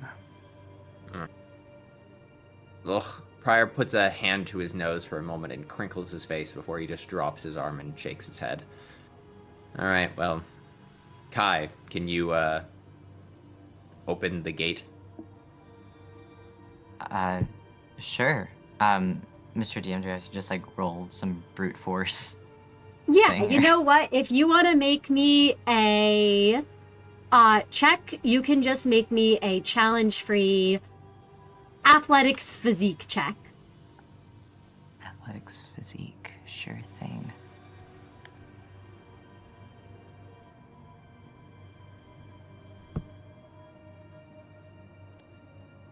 And is this a gate that opens from the bottom up, or is it just a you're joking, hang on, I'm re-rolling that. Absolutely. It looks like it's sort of a huge grate that you can pull it up from the ground and you all can descend below. Okay. 3 successes. Kai will kind of shovel his claws underneath and lift it up for the others to walk under. Thank you. Before dropping it back on the ground after all to make it through. My God, how heavy was that? I don't know, it was kind of an effort. Getting a really bad feeling about this place the more and more we go through. And we haven't even been through that much. Hold on, I'll turn the light on my tablet. I think as Prior does that, Merru, he taps at the side of his head too, and you can see his horns kind of spark a little before, they also start emitting a little bit of a glow. He goes, I can help too. Man. Miix looks at the Child of the Galaxy pendant. It has a small glow, but not enough to Don't light you anything have a up. lighter on your person most of the time as you are a smoker? I do, but something like that, and she pulls out. It's one of those flip lighters where as you open it, lights. But that's not going to be much use around here. And she closes it again. Before we get any further, Merru, do you hear anything? Mr. DM, can I roll? Absolutely. Merru, can you make me an intuition awareness roll? Yeah, I can. Can he get his assists? That he can. And before I do anything, what is the challenge? It is a scaling difficulty because it is so dark in here, even with the limited lighting.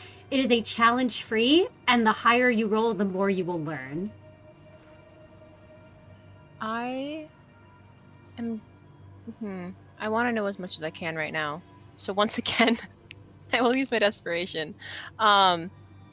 This might be a bad idea, but I always like to play little games. I'm going to take a hit to my willpower instead of using my my sin right now. Absolutely. Just because one hit is fine. You said intuition awareness? Yep, intuition awareness. And how many people are assisting you? 2. 2. So Alright, you can Prior add Kai? 2 additional dice. Okay. Yeah. And you said scaling challenge starting at 3, is that what you said? Yep, starting at free. Okay. 10 success crit. I'm not gonna go Merru, for the double crit. It's fine. This is enough. the first thing that you notice down here is that it reeks, but not in the way that you'd expect a sewer to. It smells heavy of blood. The second thing you notice is that although there is no color down here in this place, you can see what looks to be bloodstains on the walls around you. You notice as well that it is very quiet down here, but with a 10 success crit, you can hear in the distance another sound of footsteps. Almost like something else human is down here and not far ahead of you all. And more than that, you can hear as the footsteps quicken and the sound of what sounds like a scuffle. Okay. Yeah, no, I think as Merru he takes a look around. He'll even lower his mask briefly so he can like smell the air a little bit better. And when he catches how strong the scent of blood is, he'll put the mask back up. And narrow the one eye you can see, and he goes, there's some fighting up ahead, which isn't surprising, frankly. This feels like a worse version of an alleyway that I've been in. It's a lot of blood everywhere. We should probably be quiet and be aware there's someone nearby. Oh, and Merru, there is one other thing that you do notice.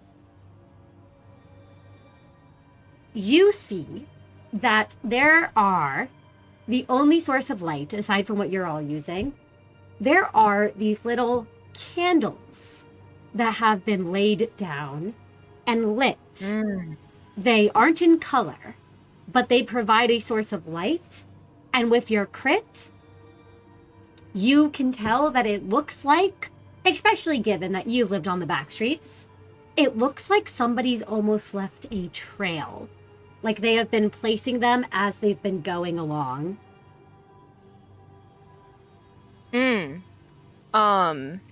Yeah, no, I think as Merru's explaining that first part, he'll pause and stare at those for a second, and then he goes, oh, I guess whoever's down there, they probably want to find their way back here.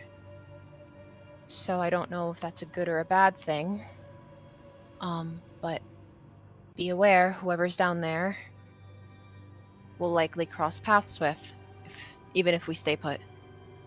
That tells me that they're not used to being down here, though. If they left a trail of candles, it told us they're not familiar with the area. That's true. That, or it's meant for someone else to follow them. That is true. Adding a little bit of light could lull you into a false sense of security, as it tends to. But we can't know for sure. Either way, I'd rather follow the light than wander into the darkness, so draw your weapons and move forward. Let's just keep moving. And Miix is... This is subtle, but perhaps the people closest to Miix might be able to notice, like physically, that her breathing has gotten a little unsteady. Her eyes darting about. She's actually, I think she even like tries to step a little closer to the others. Just a bit. Prior would normally ignore this,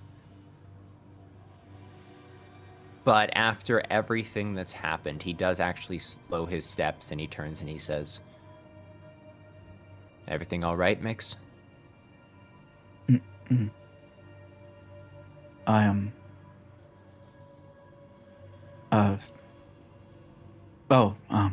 And she kind of realizes how close she's gotten to Kai and Merru and steps back a bit again and says, I'm fine. I don't know what came over me. Let's keep moving," she says quickly, like kind of brushing it off. And It's true. She's not sure why that happened. It's very strange. It's not like she's not used to the dark, but something... She's not sure, but she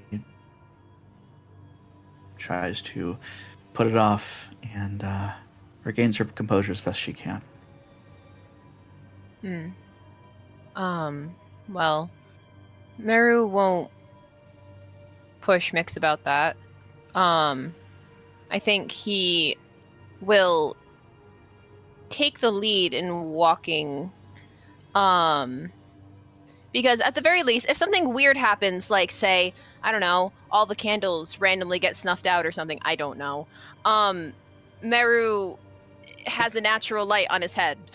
So even if all the rest of the light is gone, I know Prior had something with the tablet. Merru wants to at least be at the front of the group so everyone else has something to keep following. And Merru is decently good at seeing in the dark anyway. He is used to it.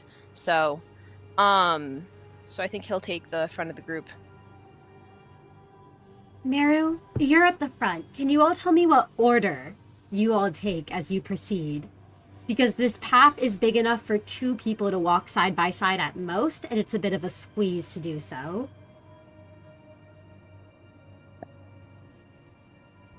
Miix, I feel like if she's got the heebie-jeebies, she can decide where she wants to go. I imagine actually Miix will probably take the center. Both because she's a marksman, but also there's that weird feeling. Again, she doesn't know why she feels so unnerved. It's strange, but so again, it's just at least makes her feel a little better. Absolutely. Miix is in the center. Kai, Prior, which one of you decide to take the rear? Prior will take the very back, and he'll look to Kai and gesture for Kai to get in front of him and say, if you need to move up to the front, it's better that you're not having to squeeze by me, and if something comes from behind, nothing there should be able to warn me in advance. I nods diligently, and you said 2 people can walk side by side, right? Yes, they can. It's a tight squeeze, however, if there's an ambush or something happens.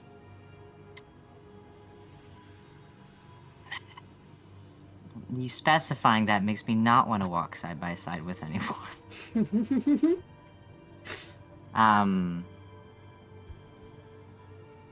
You know, if Miix feels comfortable in the center, if Merru's okay with it, he might try to tag along with him.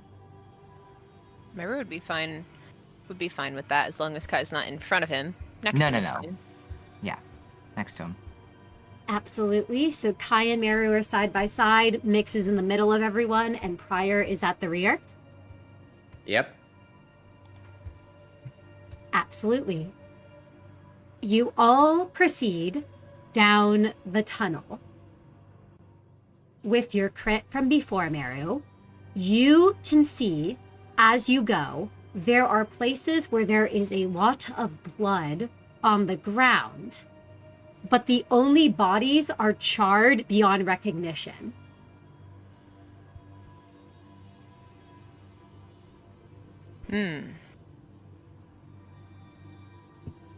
Interesting. Sorry, repeat that one more time. You proceed and you find that all of the bodies you come across are charred beyond recognition. Okay. Yeah, no, Merru, he will casually point that out to the others. That's really unusual. I don't think the candles did this. Be very strong candles to do that. Yeah.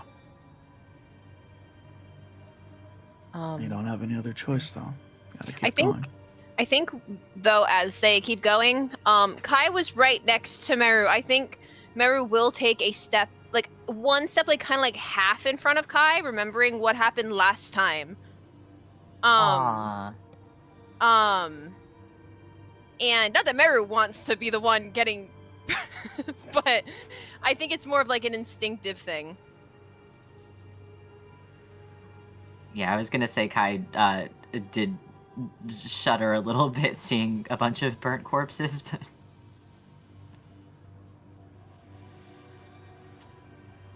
Weapons drawn. You don't notice anything else yet, Merru, as you all proceed, though the sound you heard before of a scuffle gets louder. However, at the same time, it sounds like it's coming to a close, almost. Mr. DM?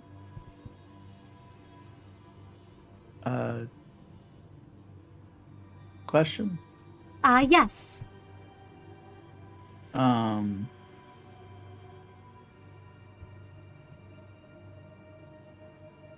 Miix see any, Can Miix see, any butterflies?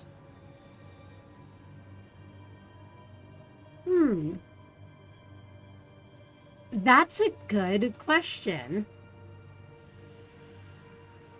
You don't actually see butterflies here.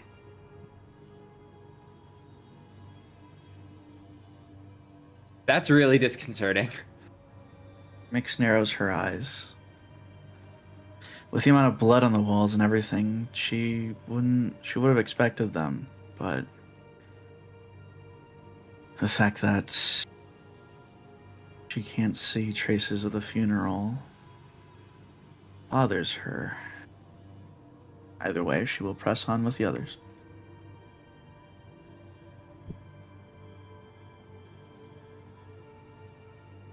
And is there anything you all would like to say amongst yourselves as you proceed forward?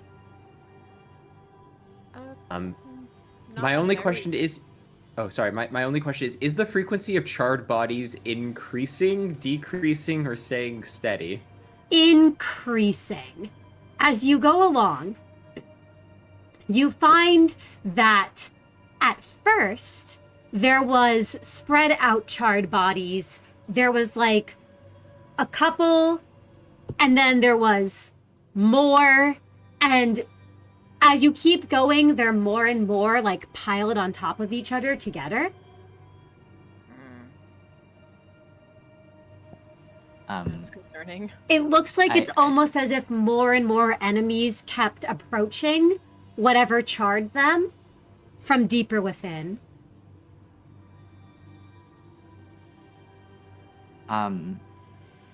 If it was already a tight squeeze, I think Kai will inch closer and also behind Merru.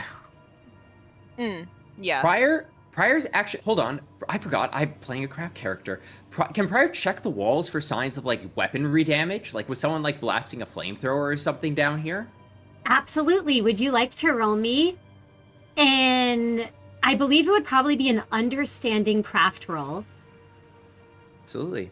Challenge 5. Actually, no, Respectable. challenge 4. My bad. I meant to say 4, not 5. I'll take that. I will push. 6 successes. Prior, there is no fire on the walls. All of the fire, you can tell, has been carefully contained. It doesn't even seem to be the cause of the death. It seems more like it was a method after the bodies were already dead. They're disposing of the bodies. Whatever they're fighting with, you actually can't tell. There are no weapon marks left on the walls. Yeah, no signs of like cuts or like cleaves or anything. Like it looks like it looks like they were just coming down and dropping like flies. Yep. No cuts, no cleaves. It's almost as if something just came in here and killed everything without leaving any evidence on anything but those bodies. And the bodies are impossible to investigate. Shit. I think we might be dealing with a distortion. I don't see any signs of weapons. This looks too clean, too orderly. Okay. Be ready. There might be another one down here. Yeah. Worst case scenario, well, it's looking like it could be a worst case scenario if it's a distortion, though. We know nothing about the person in question. Just More and keep more walking. cases of them everywhere we go. Right, keep walking. Yeah, no, Merru continues a slow but steady pace down. He doesn't want to walk too fast. He's trying to keep his footsteps as light as possible. At the same time, yeah. Merru, the tunnel has begun to open up a bit as it gets wider. And as it does, you can see into the next room. You see that there are bodies in this room, not yet charred. And in front of you, punching through a creature you have never seen before, is this man right here. Okay. I think Merru, he immediately stops and puts a hand out to silently signal for everyone else to also stop, before not fully pointing his rifle at this person, but certainly ready to do so the second he feels he needs to.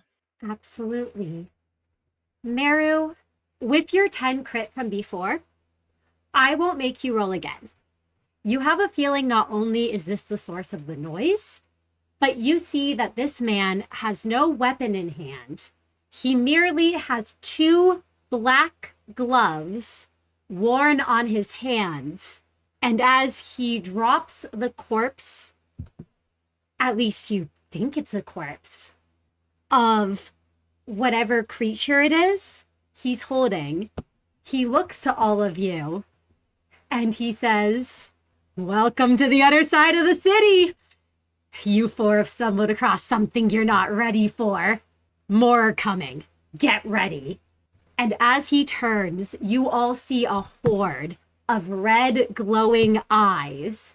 And before we enter initiative, that is where we're going to cut for intermission. I hope you're all excited for what's in store. And we will see you all in 15 minutes.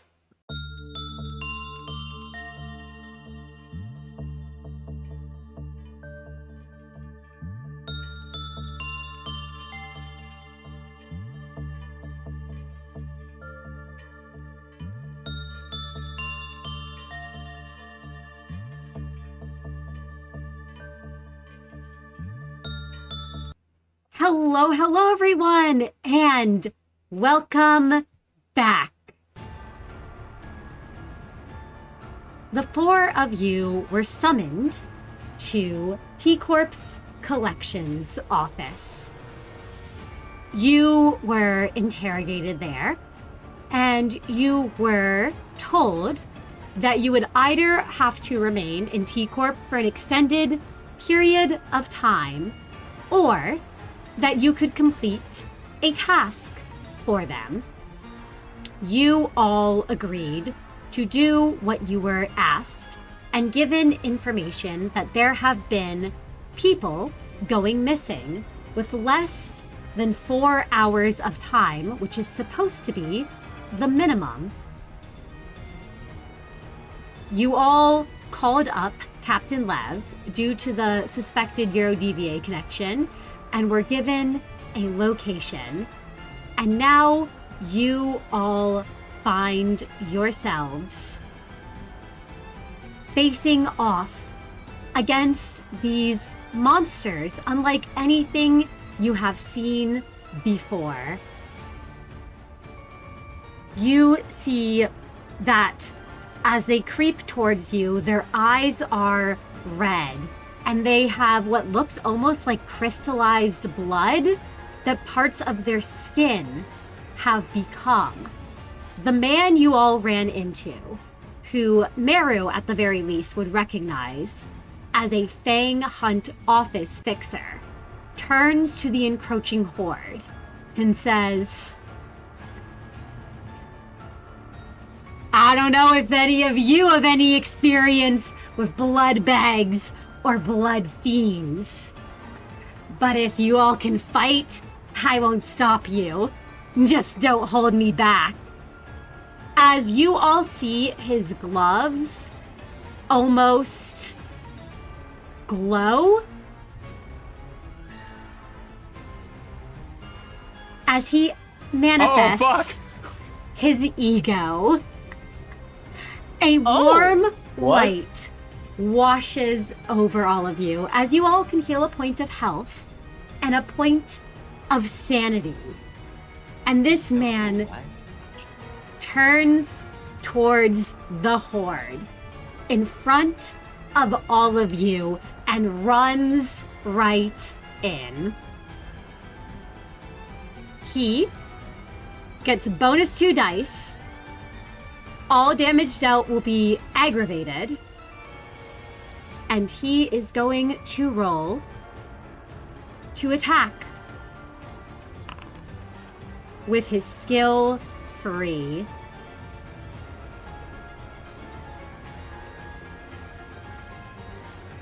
You all see as he runs right in and just punches 3 of the blood bags before you all. They are going to take 6 pale damage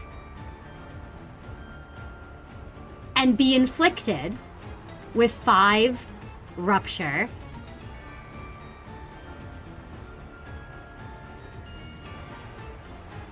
And as he hits them, Prior, you wield an ego gear rather, that uses pale damage. You can see that their bodies, it is as if its soul is being eaten away at. You can see here that whatever damage has been done, it looks just like the kind that you use. There's been a lot that's been happened in the last like 5 seconds for Prior. He has never, I don't think, no, he's seen Miix's distortion utilize that same kind of damage, but not anything else. No, I believe just her distortion and Shion back so long ago. Yeah, he doesn't look like he's a distortion. He doesn't know what the fuck is happening, but he can fight. That he can. As you all see him go, this is the peak of human condition. And he punches 3 of these things, and then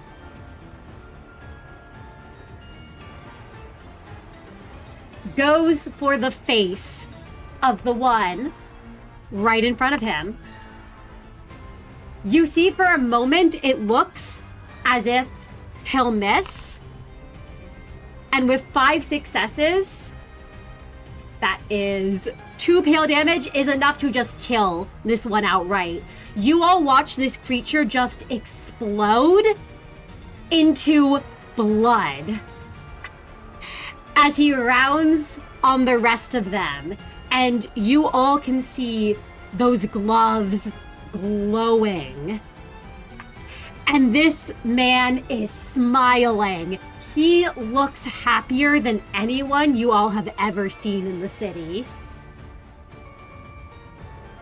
And Miix, we go to you. Miix.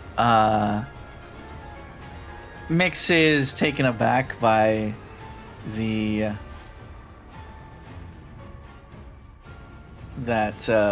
gusto that this man is showing, but nevertheless, she draws. Well, she's already drawn solemn lament, but she aims them, and she's gonna aim them at this one right here. Absolutely, it's going to One directly be in front of him. a challenge 4 to hit that one. Very well. Miix will go ahead. You said challenge what? A challenge 4. Awesome. There we go. Once again, she will go ahead and activate her skill 1 and consume it, but by consuming it, gaining 3 butterfly.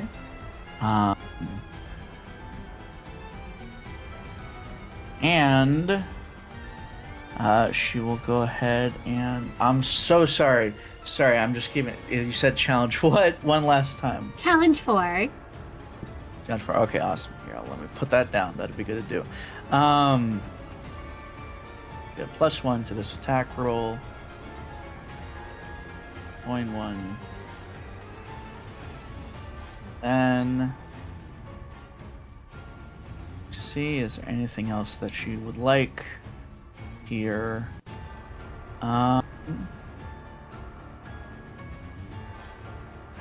Sin is meant to be used. So Sin she'll even is meant to throw be in a used. sin. Use that to push. That is crazy. That is insane. I'm gonna go ahead and re-roll. Oh no. 3 successes. You do have an unbreakable That's fine. coin, so It's fine. it does no, hit. I understand. Yeah. And you do enough. No, yeah, just let me just take this in. It's fine. It's fine. My rolls suck. It's fine. It's fine. Well, you do enough damage to take it down. If you'd like to describe what it looks like. Right, because of all the rupture. Yep, because the moment you hit it, you watch as all the rupture on it, just this thing explodes the moment your bullets hit. If you'd like to describe your attack, Miix. Yeah. Motherfucker, S12 dice. S12 dice. S12 dice. S12 dice. Oh, it's fine. I can lock in. So, because it still kills, I'm just gonna, she gets a little bit of flair. Miix, she raises solemn lament, and she aims and fires several times, weaving her shots between this mysterious stranger and Merru. They all seem to kind of scatter. I think part of that is just the lighting. It's still a pretty dark area. The lack of color not helping. And she misses so many shots, but she is able to at least have one of them graze. And there is this effect that happens when it hits, where it's like, because of the rupture, it's almost like this person's been hit so many times. And Miix looks a little stunned at that, glances over at this man, who I imagine he does not seem surprised at all, probably within his expectations. And yeah, God. Well, He does not. He does not look surprised, as he almost seems slightly disappointed at the fact that he didn't take it down himself, but he simply looks like he's gone on to the next one. And the butterflies, unlike people before you've met who react to your odd weapons, he does not look phased. You all may gain an additional sin point. As Kai, we go to you. Well, All right. Well, I'm gonna go for this here blood bag thingy in front of our friend.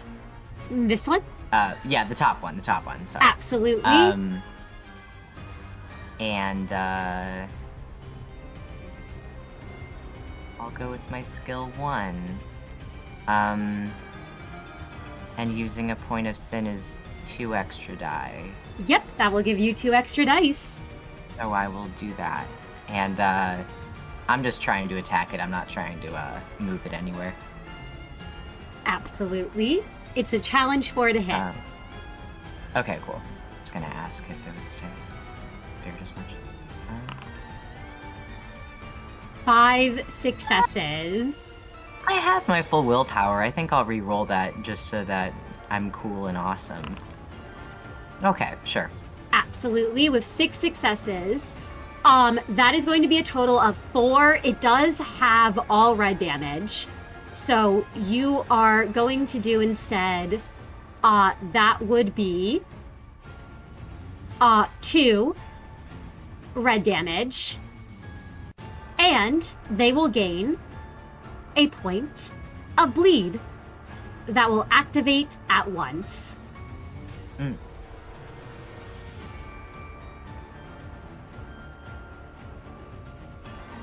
And, however, because it has been hit, it will gain a second point of bleed.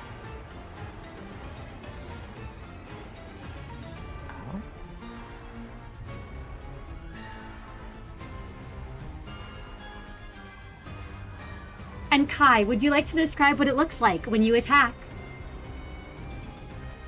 Sure. Kai runs at this flesh mound person, and I think he grabs with his paw and pierces into its diaphragm with his needle-sharp claws, popping organs like water balloons. But I mean, this whole thing's made of blood, so he can't really tell how much damage he's doing. Absolutely. And Kai, when you attack, this thing looks at you slowly. There's no recognition in its gaze, but it is just peering at you.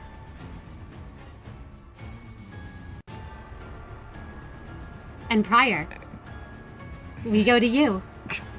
All right, we're popping that skill 3 immediately. Prior doesn't want to get anywhere near these things. He's heard blood fiends are real, and he doesn't believe that. But honestly, right now, he doesn't know what to believe, and we need to not die. So honestly, I am so wealthy on sin right now. I'm actually going to pop a point of sin here, and I'm going to put that first roll down at Merru. I'll try for it. Close. 6 successes. 9 success crit. Yes! Yes! Thank you. That's 5 points No for worries. Merru. Go do a crime. Prior plants his sword in the ground, and as he does, he quickly takes control of the situation as best he can, trying to organize an effort. And with that, he will use his 2 additional coins on, of course, Miix.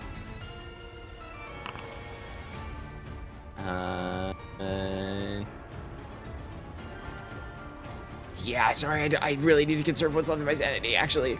And Kai. Yeah. 4 So successes, that is 5 going to be- successes. Yep. So both of you can heal a point of sanity, and you get 1 damage up. Sick. Absolutely. If you'd like to describe what it's like, Prior, as you command and buff your allies. Yep. Prior plants his sword in the ground, gestures quickly, and goes, "Follow the candlelight. It's been left for us. Lure them closer. Their movements are sluggish, but they hit hard, it looks like. Do not let those claws touch you. Fall back, get into a line. Merru, find the angle. We've got this."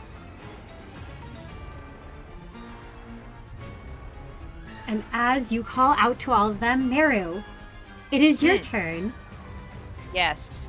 I think Merru's or what is the I can do this? Yup. I already know where I want to shoot. Cuz I'm shooting. I want this line right here. Absolutely.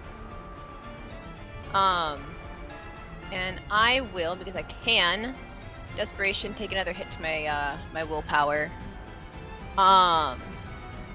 And then I will skill 1. 1, 2, 3. What was the challenge again? Challenge 4 to hit these. 4. All right, let's roll. 7 let me success willpower crit. reroll that. I'm willpower rerolling because I know there's a second one back there.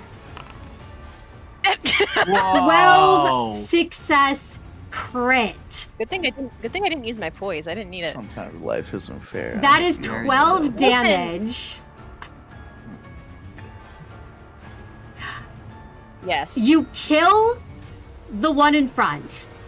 That one just drops. The one behind is still standing, however. If you'd like to describe what it looks like. Still standing? Jeez. It's Yep. fine. That's fine. That's fine. Whatever. Thought I had that, but it's okay. Mr. DM, sir. Yes. May I ask, would it be a kill if Merru uses his poise? If he uses his poise, that's still not enough to kill this thing. Then I'm Jesus saving Christ, it. these things are tanky as fuck. Then I'm saving it. It's fine. I will. It can stand. It won't be standing for long. Yeah. No. So Merru, Prior was calling out for Merru to find the angle. Merru was already he had already found clearly the angle right in front of him. But I think almost perfectly in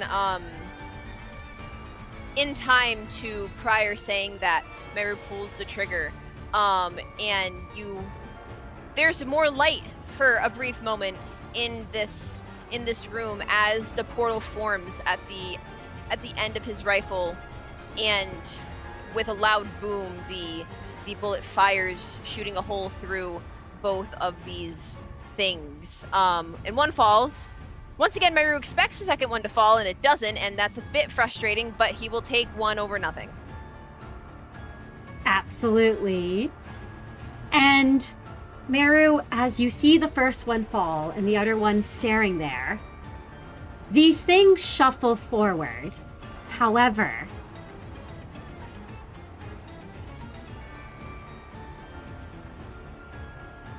they go for the closest person, who is not Kai. As you all watch, despite Kai being up in the front, these things try to shuffle towards the Fang Hunt fixer, passing Kai okay. as if they don't even know he's there.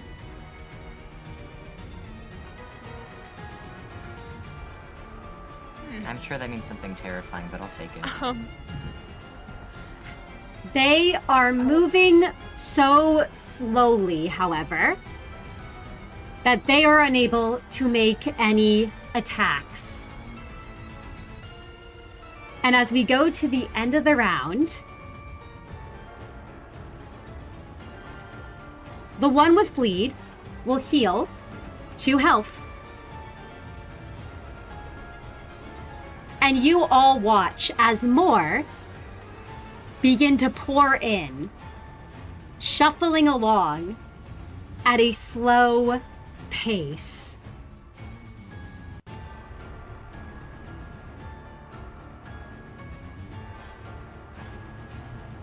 And we go to the top of the turn order.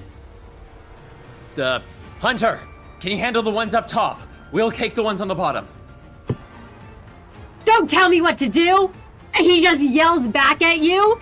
And you know what, Prior? Because you tried to command him, he's gonna take the ones at the bottom, rushing past the ones at the top. Fuck you! As he uses, once again, his ego. I say we shoot him.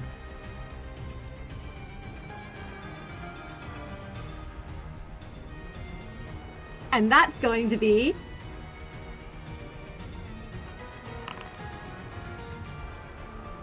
Oh, he actually failed to hit them.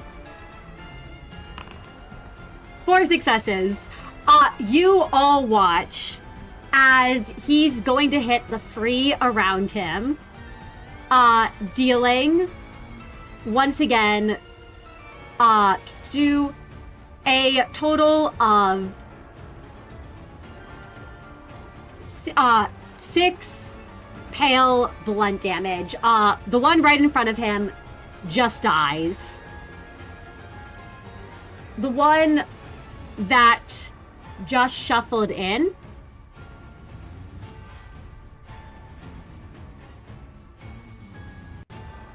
is still alive and has 5 rupture on it.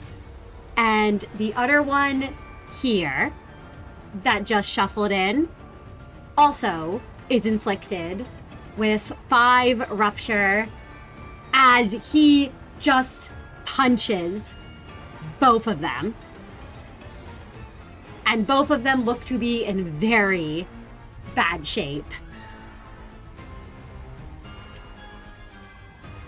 And he then rounds on the one right in front of him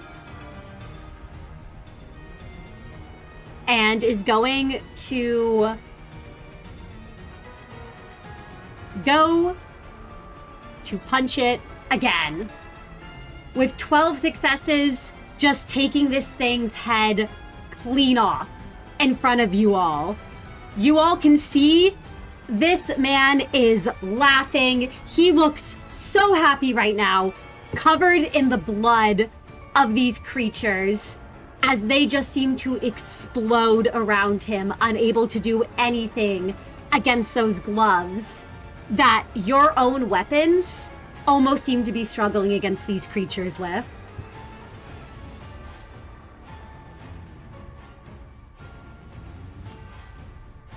And Miix, we go to you.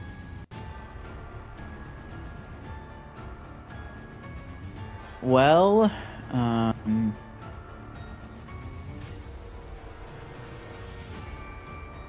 let's see.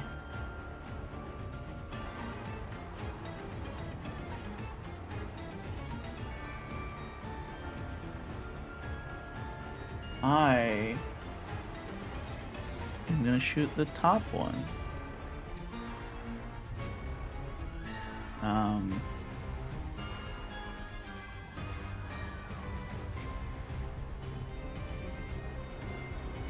And yeah.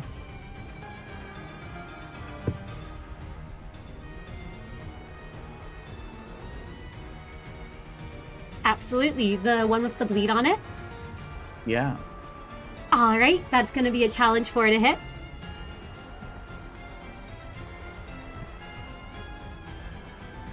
You know, I'm kind of pissed. That I don't even feel good about that. 8 successes. That is going to be 2 black damage. Where were you? Where were you when I needed you? 2 white damage. And it's going to be inflicted with 4 sinking.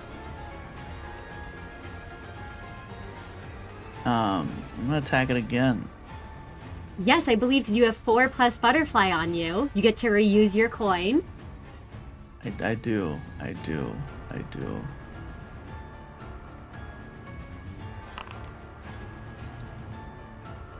I'll willpower that. Why not?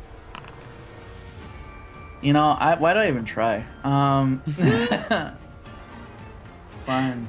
6 success crit. That is enough to hit. You do another 4 damage, and you inflict this time 2 more sinking. So it has a total of 6 sinking on it. Oh, I believe the 4 sinking triggers from before, so it takes 4 more damage. And then now it has a total of 2 sinking left on it. This thing is still clinging to life, however. If you'd like to describe what it looks like when you hit. Miix shoots. She just blasts it with a bunch of butterfly bullets, and that's it. Absolutely. And as it's blasted with butterflies, Kai, we go to your turn. Oh, yippee. What would you like to do? Well, I think if it's chill with the court, I'm gonna just go for I guess the one. I don't know. Wait, the one behind Kai right now is the one who he hit and then healed for 2, right? Yes, the one behind him is the one he hit that then healed with the bleed on it. Yeah, Prior will call out to Kai, actually, because Kai will listen to him, and he'll say, Kai, if they're not going to hit you, distract the one on the bottom. We can take the 2 out in one blow. Alright, yeah, well then, okay, yeah, then Kai will attack the one on the bottom, as Prior says, and I think I'm going to use my skill 2 so that it has to attack me back. Absolutely. On its next turn, and I have so much sin saved up, I might as well use it. And it challenges for meow. 4 successes. I would like to roll better than that. Let me roll. Let me try to roll better than that. Wow. Okay. With 4 successes, that it does plus 0 damage. So I believe if you hit margin, it would deal 1 damage. Yep. So you deal 1 damage to this thing, and it will be forced to target you with 1 skill slot on its next turn, Kai. As it turns to you. And Prior will actually say, Kai, drop down below. Alright, yeah, and Kai will duck for, he presumes, Merru's shot. Yep, and then Prior sweeps his blade around and points it, seeing the straight line there. Absolutely. And we go to your turn, Prior. Prior is going to, you know what? He's gonna sweep down to the one down below, and he's gonna gesture. He says, "Merru, you can take the line. We'll clear down below." I'm gonna do the rare thing of making a melee weapon attack. Absolutely, it's a challenge for it to hit this thing. I will spend a point of sin because these guys seem tanky, but also it's not that unlikely. 5 successes. I got the sanity. Yep. You... 6 successes. So 4 pale. Absolutely, that is enough to take this one down. If you'd like to describe what it looks like as you do. As Kai lances into it and distracts it, its head slowly turns to face Kai, and the moment it does, Prior, recognizing these things are not normal and certainly not human, has no mercy as he comes in with life for a daredevil, and just like the abnormality he took the weapon from, he cleaves across this thing's neck and lets its head roll. Absolutely. You see as it rolls, this thing just seems to be made of blood.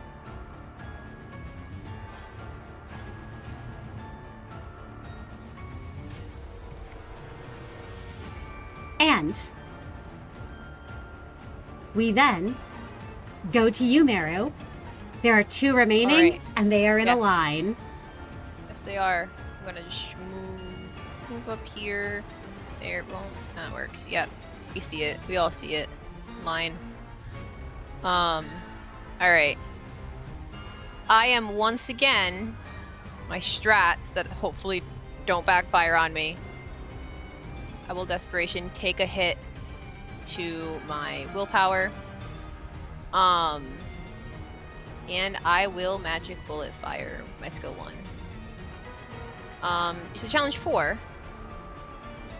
Yep, challenge 4. Okay. That was not nearly as good. I'll re-roll that. Well, they can't all be great hits, but it's something.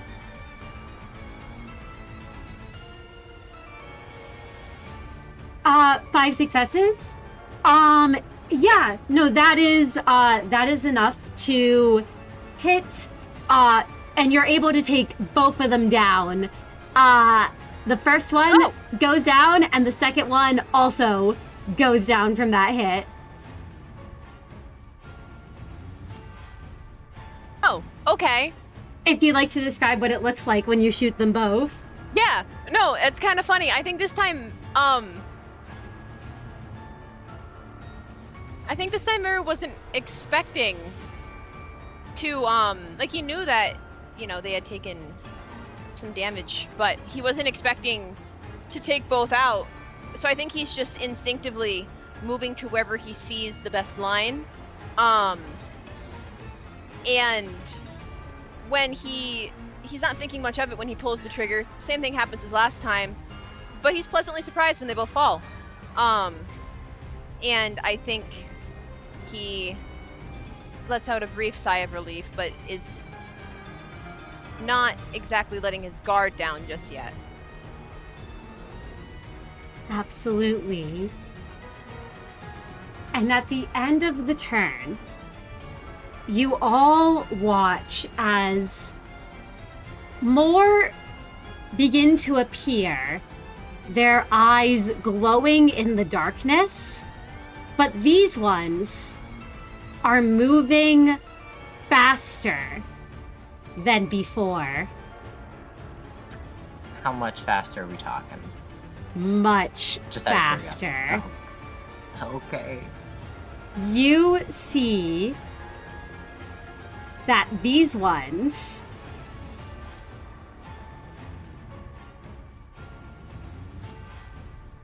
I'm gonna add them to the initiative, and they are moving at the top of the turn order.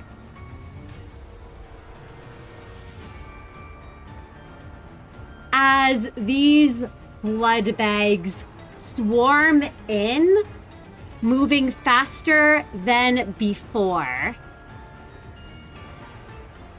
And the first one is going to go right for you, Prior. Yeah, I figured as much. It weaves completely around Kai, which Prior was not expecting, and he tries to take his feet off the ground. What's my dodging difficulty? You can make me a challenge 4. Guess not super bad. 4 success crit. You know, not what I expected, but it works. You're able to evade as you just see an arm of blood come towards you, trying to hit you. And the second one is going to do the same. Nope. All right. Evade. Oh. 2 successes. Would you like to spend some sanity? Yep, I become strained as corrosion begins to creep up Prior's neck, just in time for the claw to thankfully remove some of it as he's gonna get hit. Yep, with 3 successes, they are looking at you. You are going to take 2 down to 1 red damage and be inflicted with 5 bleed. 5 bleed! Okay. Prior's status clearing only works on other people, so he's just gonna take that 5 bleed. Absolutely. And this one here seems to sense a weakness as it runs towards you. And as it comes towards you, you can heal, all of you, a point of sanity as the light I need that right washes over you. And this one is going to use collecting blood. Now, its offensive challenge is increased by 2 because you have 5+ bleed on you. So it is going to be a challenge 6 to dodge this one. Cool.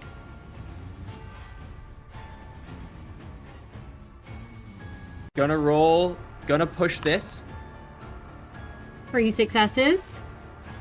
Gonna try and sanity roll it. 5 successes.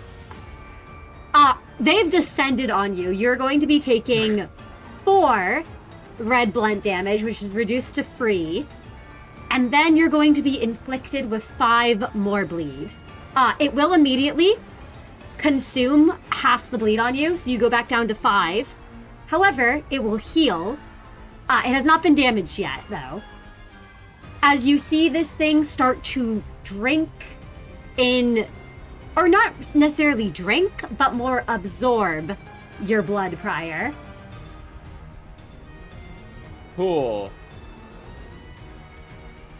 Prior is horrified. He is thrashing under a mass of these things that are descending down upon him. Absolutely. And the last 2, not only do they ignore Kai, but now that they have seen the first for blood, they go past the hunter who is waiting to attack them and run right for you. Okay, cool.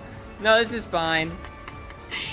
This one here is also going to lash out with its arm. It's only a challenge 4. And before you are dodge or are hit, you can heal all for a point of health as the light washes over you. Thanks. Come on, man. 3 successes. I don't want to take a point of aggravated sanity this early. I'll take a point of aggravated sanity. 4 I got there. successes. You are able to avoid as it lashes out towards you. And the last Prior one... is on the ground rolling. Don't! Sorry, no, please describe what Prior's current shape is. He's rolling on the ground. They're like forming a pile around him. The managers can see his like arms sticking out from this like pile of blood fiends, like trying to fucking find some avenue to pull himself out. And just as it surfaces, another one leaps onto the pile. Yep, there is a pile of Bloodbags jumping you, and swarming about you as this one is also using... Oh my god. Please! 3 successes. Would you like to spend some sanity?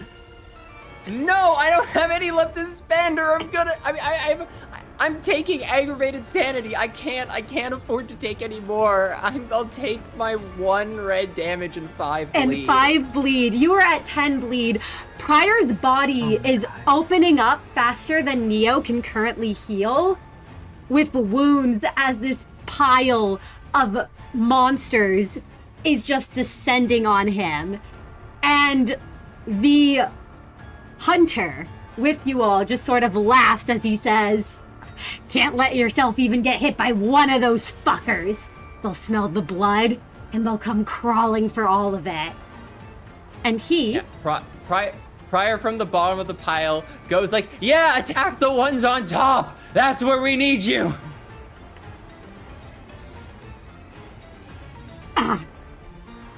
He looks like he does not want to listen to you as he moves to attack the ones on the bottom instead. And says, I'll go where I damn well please. And he is going to go for the ones on the bottom.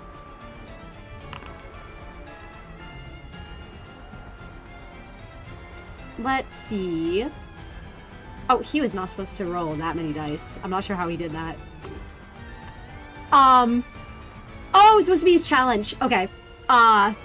So that is 6 successes against this one.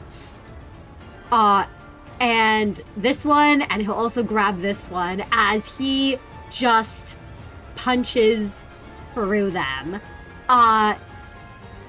This one here is hit for 6, as are the other 2.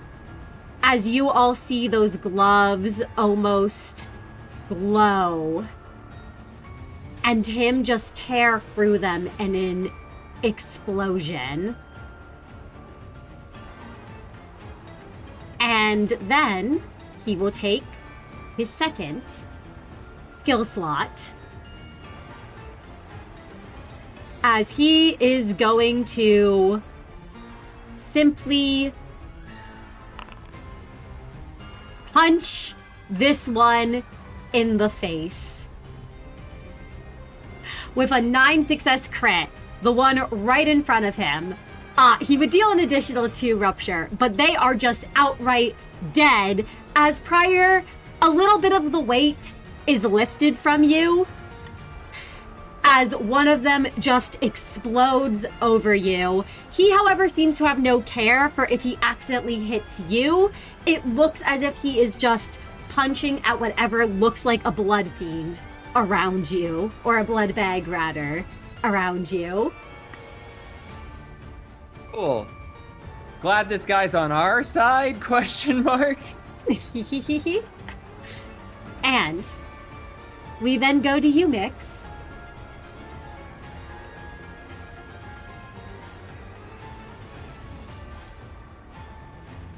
Well, I think Merru's got that one, these top ones. So, man.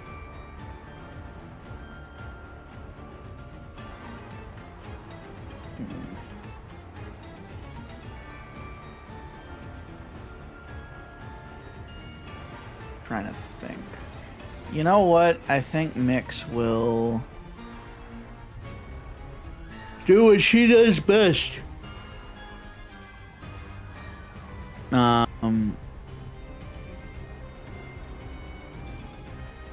Just make sure that this is how this works.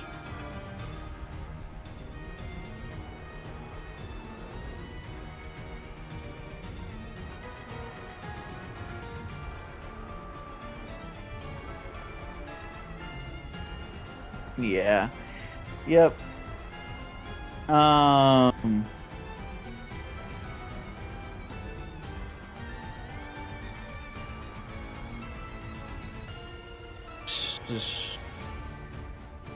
Which thing are you using? How does this blood fiend look? The blood bag right up there. They are completely uninjured. Blood bag. Sorry, my bad. No worries. Yeah, the only 2 that are that would injured be- are the ones with rupture on them. Yeah, that would be a good target, because then it softens it up. Yeah. Go my skill 7. Oh yeah. You mean your skill 3? My skill 3. Absolutely. So that is a total of 14 black or white damage, I believe, correct? Yep. 4, 5, 12, 13, 14. It is still standing, but it looks in very bad condition, if you'd like to describe what it looks like as you use your skill free. Jeez, I think this is the Man. first time anything has ever survived Miix's skill 3. This is This the happened first time before. anything has survived your skill free. That's not true. That's not true. Misinformation. Right. Dino survived. Right, no, the it. abnormality. Dino The, did and survive as abnormality. well. Yes. Oh. Dino actually took no damage. So, Miix goes crazy. She just shoots a bunch. There's not much she can do to add flair to it, unfortunately. This is very tight corners, so there you go. You can tell that this thing is in very bad condition, but it's still trying to claw at the bleeding Prior, as if trying to heal from the blood coming out. And we go to you, Kai.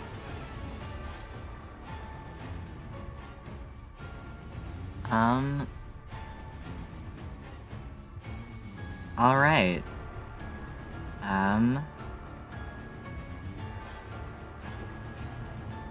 I'll go for yeah. The one right in exactly, front the one of that you? your mouse is hovering over. Yeah, the one right in front of me. That I believe is still attacking Prior. Absolutely. Yeah, no, this one is still on. This one is still on Prior. Yeah, I was kind of debating what to do, but I might as well actually try to kill one of them off instead of just moving people around. Or they're not really people. The dice have not been all that kind to me today either, which is why I'm using Sin. All right. Let me go for this blood bag. I'm going to willpower reroll because I have all my willpower. Absolutely. 9 Yeah, there success we go. crit. Let's go. So that is going to be, you're doing damage, you said. That's going to be 7, halved to 4, but it is still enough to take it down. If you'd like to describe what it looks like. Hurrah. Kai stabs into the, its upper spine, like where its lungs and heart would be. I don't know if this thing has organs. There just seems to be blood. Awesome. Okay. Well, he will stab into that section. I suppose just out of practice, and twist his claws around like he's carving out a chunk of it. And when he pulls out, it just like explodes and gushes out blood as it deflates or whatever it does. Absolutely. And we then go to you, Prior. The free Okay, so are how does- still attacking you. Yes? How does so bleed works if I use any combat skill, I take 5 damage, right? Yes. Any combat skill. No, you take 10 damage if you do any combat skill. Okay. You can technically stave off the bleed by choosing to do nothing on your turn, but any action would cause it to activate. Cool.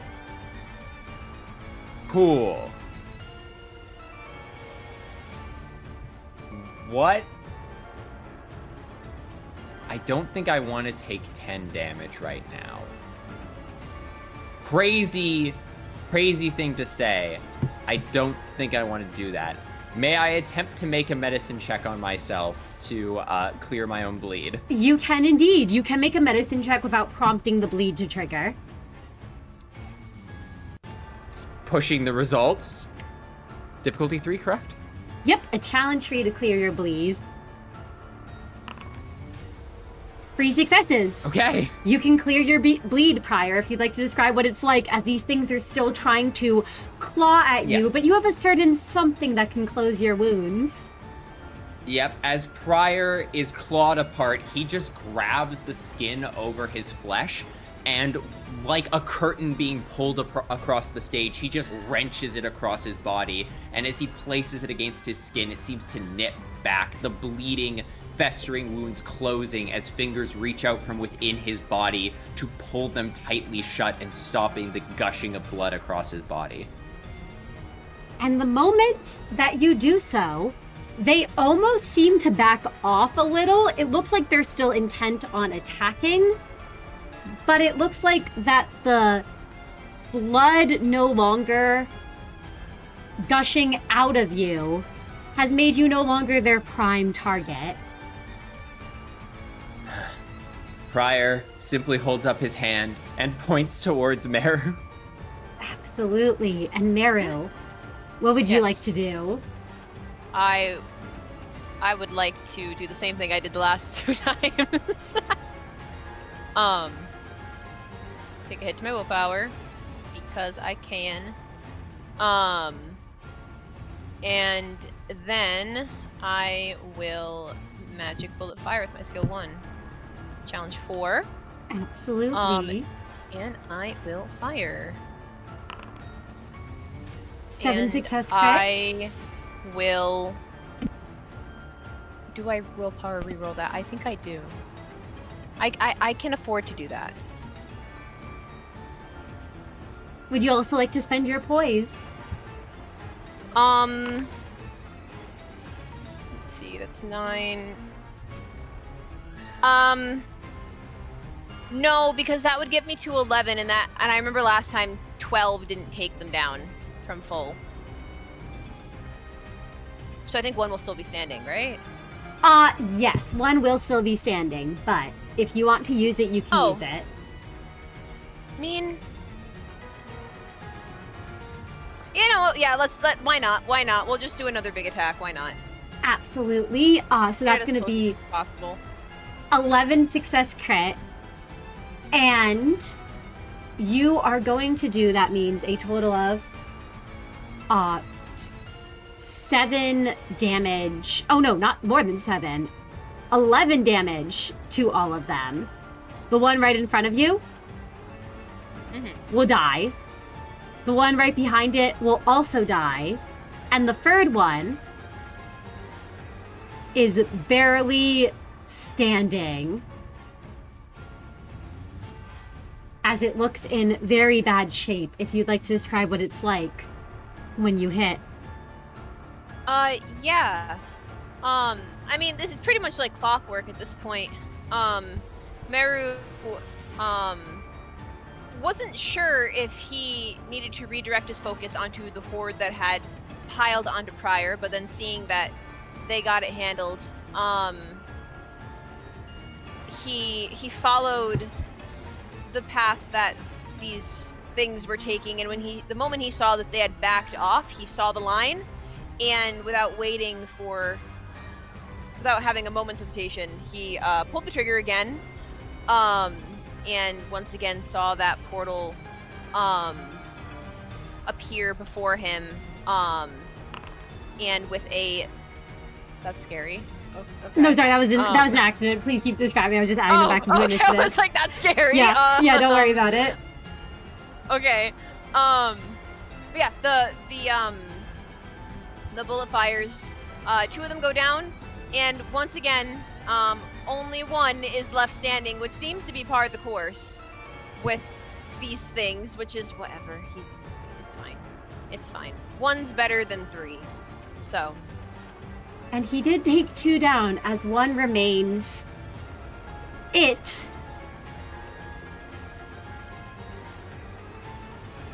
is going to do, on its turn at the top of the round, go for the nearest one, who is not Kai, which happens to be you, Prior, as it looks like it's back for more. And it does also gain a point of bleed, so it did heal for 1 at the end of its turn. Forgot that little detail there. Yeah, this time Prior is not making any mistakes. It comes at him. Prior steps back, brings the blade up, presses it against his forearm, and just shoves the creature off of him. Absolutely. And as you shove it back, the hunter behind you moves in and goes right for this creature. Yeah, Prior just gets like full on body shoved to the side. He's like move, and Prior goes, oh. Absolutely. As they just shove you to the side and come right in, hitting this creature, and it explodes from a single punch of their hand. And all of you are left in this area of the sewers filled with the corpses of whatever these creatures are, as he immediately ignores the rest of you and begins taking out a little device on him and just setting the bodies on fire.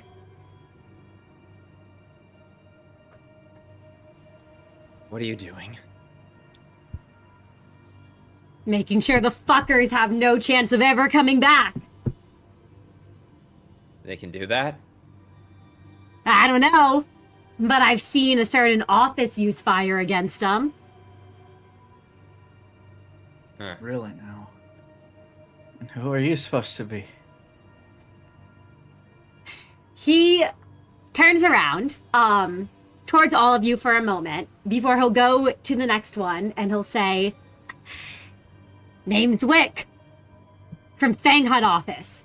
Grade 9 fixer, because I kept getting told by those hacks in charge that I'm too unprofessional or some shit, and I gotta stop insulting those fuckers who feel the need to sully their flesh with prosthetics or augments or tattoos, kind of like that weirdo over there with the horns and wires that got the big gun."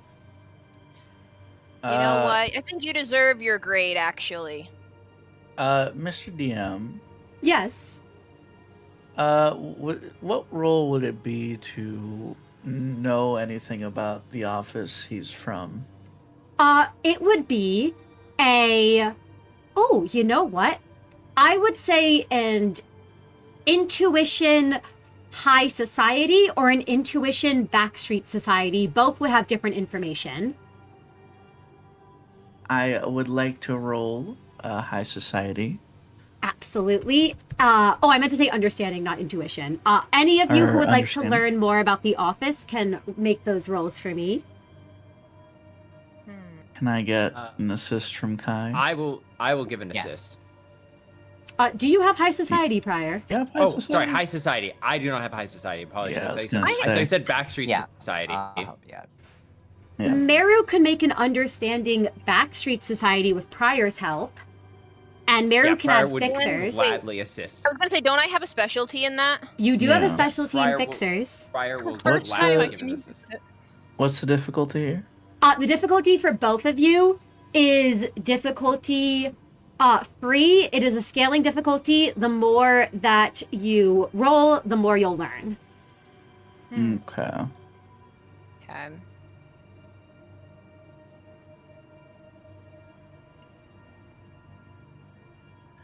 Let's see. And is there any way I can add the feathers? No. You cannot add Damn. feathers to this because they do not belong to a corp. Fair enough. All right. I'll let you roll first. I'll let you roll first. Oh, okay. How about the same time? I don't think we can plan that. I'm using my desperation because I have Absolutely. sin to spare. Yeah, I have some to Um, spare. I'm gonna push. All right. Where's my thing? Understanding. Fixers. I'm getting a bonus ace from prior. Yep. And Miix has a bonus dice from Kai. All right, and you said challenge 3 scaling? Yep, it is a Sorry, sir? challenge-free scaling. Okay. Jeez. Jesus Christ! Oh my No, god! sometimes. I'm not willpower rerolling. 3 successes from Merru, 12 success crit from Miix. So Merru, you know I a know lot this about. man. No. What'd you say? I was gonna say, like, I know exactly who that. No, I'm just kidding. But Yes. So Merru, you have you got 3 successes. You know that Fang Hunt Office is an office of fixers that is known to specialize in hunting blood fiends. However, as far as you're aware, blood fiends are made-up monsters that are supposed to scare children. You know that Fang Hunt fixers are known to operate and be active in different areas. You've heard of one in T Corp before, but because you don't know much about the other wings, you really don't know too much about them in District 23, where you were from. At most, you could recognize what they looked like. And you know that they apparently go after made-up monsters. Miix with a 12 success crit. You know everything that Merru does, but you also know that Fang Hunt Office tends to fight with large mallets with spikes, almost like meat tenderizers. You know that the cartridge belt that's slung over this man's shoulder contains vials of water and drugs that inhibit bleeding. You know what? With a crit, I will give you this. You know that the reason that they carry vials of water and drugs to inhibit bleeding is because there are rumors and beliefs that Fang Hunt Office seems to have that kindred, or blood fiends rather, cannot deal with water, and that bleeding is something that they have to handle and have to stop when dealing with them. Does this guy have a mallet and like No. stakes on him? He does not have a mallet on him. In fact, the only thing you all see on him, aside from those cartridges, are the gloves that he's carrying. Aside from that, Miix, there really isn't much more info about Fang Hunt Office. You simply know about the things that they carry with them, and that they go after blood fiends, which, as far as you are aware, are just stories told to scare children, or that at sleepovers among nestborns they would tell each other. maybe, but We're Miix seeing some seems to know. compelling evidence now to Yeah. reassess our beliefs. Yeah, and if Miix knows this like that much, you know, she got really good roll there. Then I think she sees the evidence. She doesn't really know what it leads to, but she at least has more of an idea. That being said, she says immediately that or she says, Fang Hunt Office, I see. That's I'm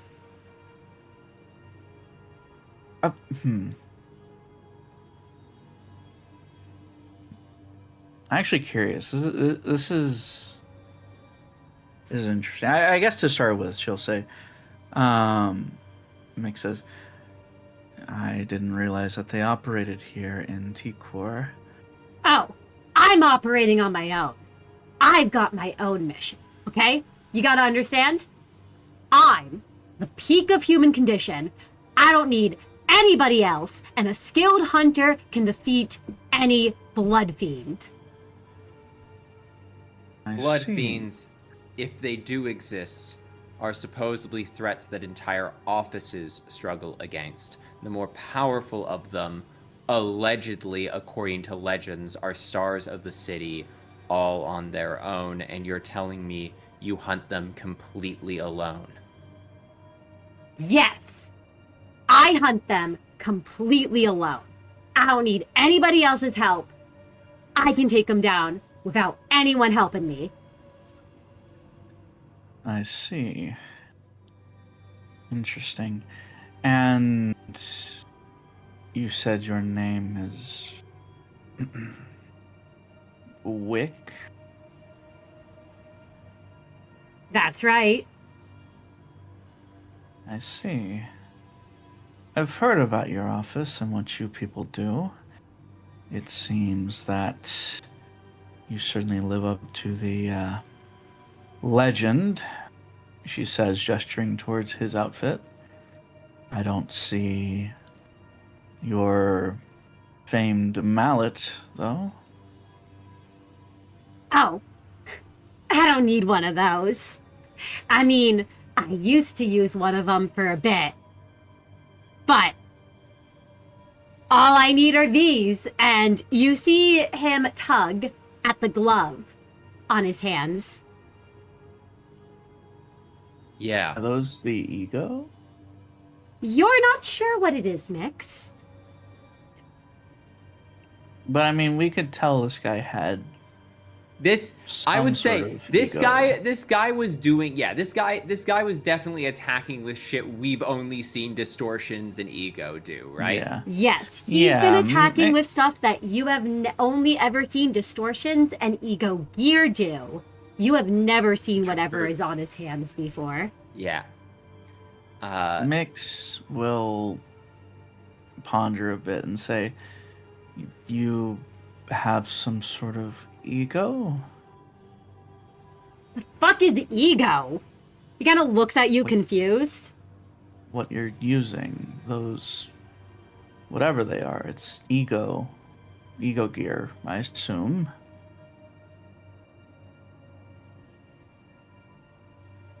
Miix, can What do you you- make me a understanding city secrets roll? Understanding city secrets? Yep.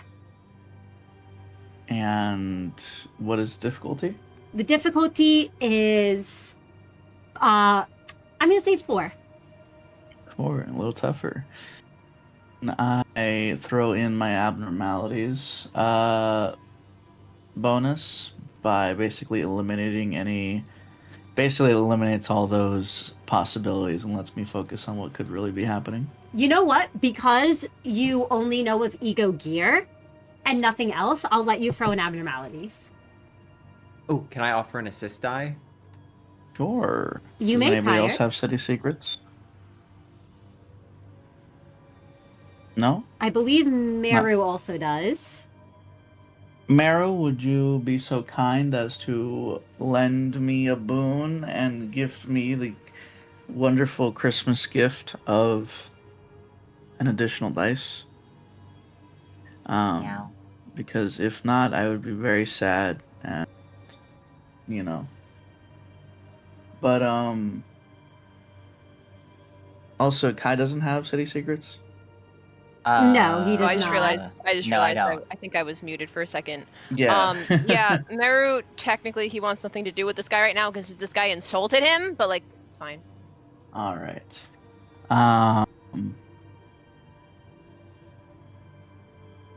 All right. In that case, I will go ahead and roll. 6 Not bad. successes. Not bad. Miix, whatever he has on his hands, it is behaving in a way that reminds you of ego gear, but it doesn't look like any ego gear you have seen before. You also know that ego gear tends to be a weapon of some kind. While it's possible to have gloves or gauntlets, sort of like Kai's Crimson Scar, there's something off about whatever he has. As for distortions, it's pretty clear this guy, if he is a distortion, this is the most human distortion you have ever met. You are pretty sure he is not a distortion. He's not a distortion, which I guess all leads back to Mix's question that she asked earlier, which is, what do you call them?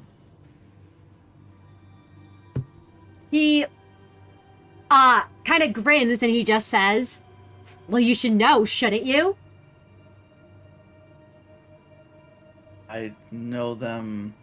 I know that it's not what I'm familiar with. It is not ego. And you are not a distortion. So what are they? Well, it's psychomints. I don't know what the fuck ego is, but you all got psychomints too, don't ya? Psychomints? Yeah, people like Right. you need full body ones. What was Pryor gonna say? Yeah. Prior clocks like what's happening, and he looks down, and it like 2 and 2 are put together, and he goes, "Oh yeah, of course they wouldn't know what the fuck this gear is called." But why would they make up the name Psychomints? Yeah, that's a different question, but Yeah. Yeah, and he looks at all of you and says, that gear covering your bodies, and those weapons in your hands doing that weird shit. You all have psychomints too, don't ya? Just like me, when you heard that Wait. voice. But me, I just got these gloves, because I'm built different and built right. Wait, Unlike wait, the rest wait. of you. wait, hold on. Yeah, Mr. when you Wick, heard you heard a voice? Yeah, that bitch. Y'all didn't hear her too? We know the voice you're referring to, I believe, but you said you got your psychomints, as you call them, didn't come from something called an abnormality. It came from your encounter with the voice? What the fuck is an abnormality? First you're making up nonsense acronyms like ego. Okay, then asshole, you're making I'm up... asking you. Shut the fuck up. I'm asking you. No, you if shut the you're- fuck up, woman! No, fuck and you. he moves closer Fuck to you. And wanna looks down go at out you. there? You I'm want like, to Prior's You like, wanna go? Kai, get between them, get between them. You I don't know. fucking- She did say shut the fuck up first. I'm saying, those came from the lady you talked to instead of from something else. You didn't harvest it from like some sort of monster. No, I didn't harvest. You think I'm gonna rely on some monster harvesting it? Nah, that's weak shit like the rest of you, apparently. No. These are my own 2 hands. This is my own shit. I manifested on my own, because I'm not gonna listen to that woman. I'm not gonna listen to you, woman. I'm not gonna listen to any of you. Especially not the one with the Oh. horns on his head. Can I shoot him? Sorry, I'm mindful. Prior holds his hands. He goes, "Okay, let's lower the temperature a little bit, But yeah, I definitely Mr. won't. Wick. I would appreciate that you do not insult my companion. I am aware that you are clearly very capable of killing these things. That is not in question. Well, no, the Could I fuck it isn't. please- It's not. No, not in the least. What did the voice say to you? I've heard that voice before, but when it talked to me, it knew me. And why did you not... When I encountered the voice, it was too... It was everything I wanted to hear. What was it with you? What was it with me? Well, you better know that I'm built different from you. Because when I was hunting blood fiends, same as any mission, when things went wrong, and there was a moment, the briefest of ones, that much as I'm loath to admit, I thought I might die, some bitch woman started speaking in my mind. And she tried to tell me how I thought about myself.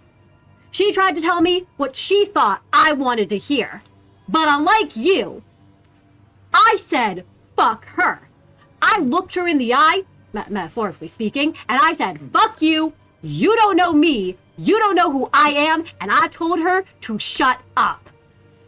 And she tried to say some shit like violence at the world, like my violence at the world was some unresolved trauma from my past, or like some stupid shit like that. Like, no shit it was. I told her ass it didn't fucking matter where the anchor came from, just like it didn't matter where blood fiends crawl out of. If it's there, it's gotta be dealt with, and I'll deal with it my fucking way. And I decided I'm gonna kill every blood fiend in the city with my bare hands. From the moment I was born, my job was to make sure every blood fiend sees my face. And I grasped with my own 2 hands a tool to let me do it. Prior there is so many different emotions fighting for territory on his face right now. Everything about this man is repulsive, and yet in it he can sense that this man has perhaps a single brain cell which is entirely and completely dedicated to one thing so strong that it's not admirable, but intimidating how single-minded this man is. So, you rejected the voice, and it gave you a pair of gloves. Yeah, no shit. What? Was there anything else that could have happened? I wasn't gonna fall for that voice. I wasn't gonna let some woman tell me what to do and how to live my life. If you say that one Could more you- time, I'm going to blow your fucking brains out. You wanna go? You wanna go? He whirls around and he looks like he's ready to start throwing hands. Maybe it'd be better without you fucking chauvinist pigs like you around. Okay. Everyone. Don't tell me you're taking his side, Prior. I am not taking his better. side. Just one. I am saying that you were here to hunt a blood fiend. Yes, I'm getting the sense you weren't calling them blood fiends. Is there still a blood fiend here? Yes, there is, because those weren't blood fiends. That shit over there, those were blood bags. Okay? That's what happens to you if a blood fiend bites you.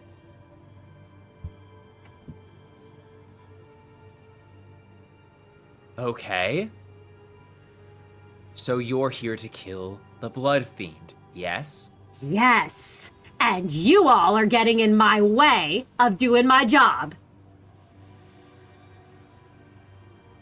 Well, then there's no reason that you have to engage with us any further. We are more than happy to let you go kill the blood fiend. We just need to make sure it's dead. Well, great, because I also want to make sure it's dead. Okay. Okay. Then, I think because we need a way out of T Corp, and you need this blood fiend dead, why don't you tell us everything we know if we are going to kill a blood fiend? Fine, I guess I can give you all a little rundown of just what a blood fiend is. All you need to know, they're monsters. Don't trust anything they say. They'll try to manipulate you. They'll try to act human. They'll try to act like they got feelings and dreams and all this other shit. Don't trust them. They can enter these frenzies of this hunger. I've known a couple people got to talking with a blood fiend. They thought maybe they could humanize them. Maybe they could rehabilitate them. And then the hunger hit. And then the frenzy hit. They need to feed on blood. You can't trust them. You can't trust anything they say. You can't trust anything they'll do. You just gotta kill them when you meet them. I've seen people use fire. I use my bare hands. I recommend not getting close to them, because like I said, if they bite you, you're gonna become one of those mindless zombies over there. And if all of you take a moment to look at the bodies of the Bloodbags, you recognize that their faces are the same as the missing victims. It.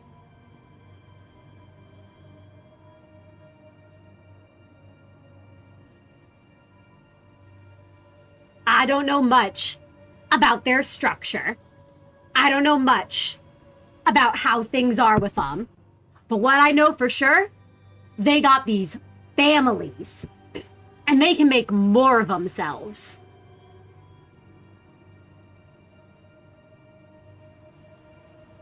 Well then, we definitely don't want that to happen. But wait, I thought being bit by a blood fiend turns you into one of them.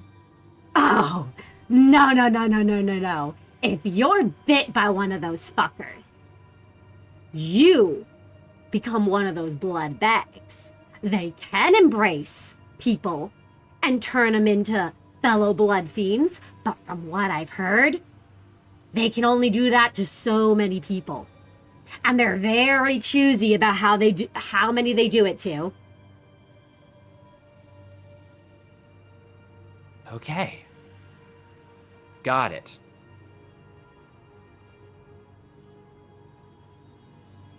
Well then.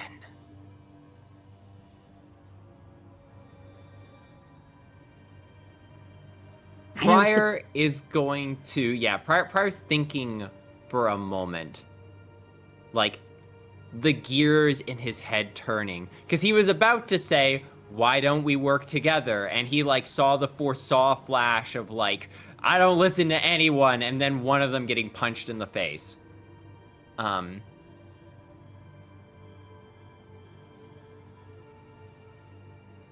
Okay.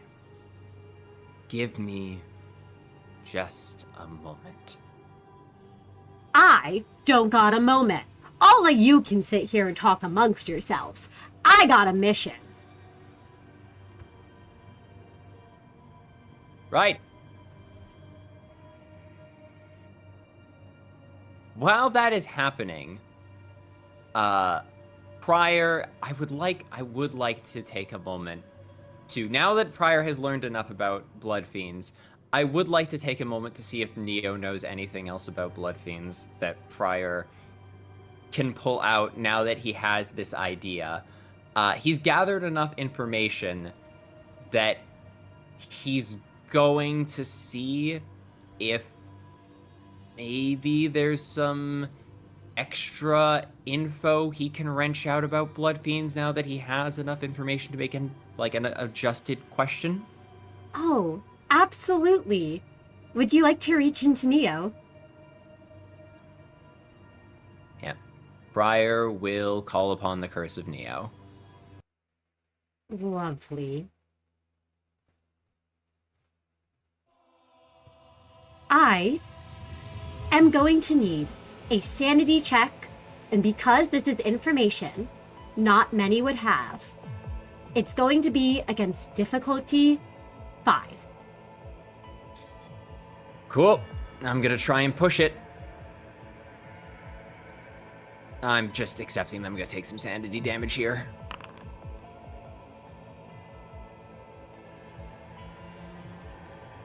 Ugh.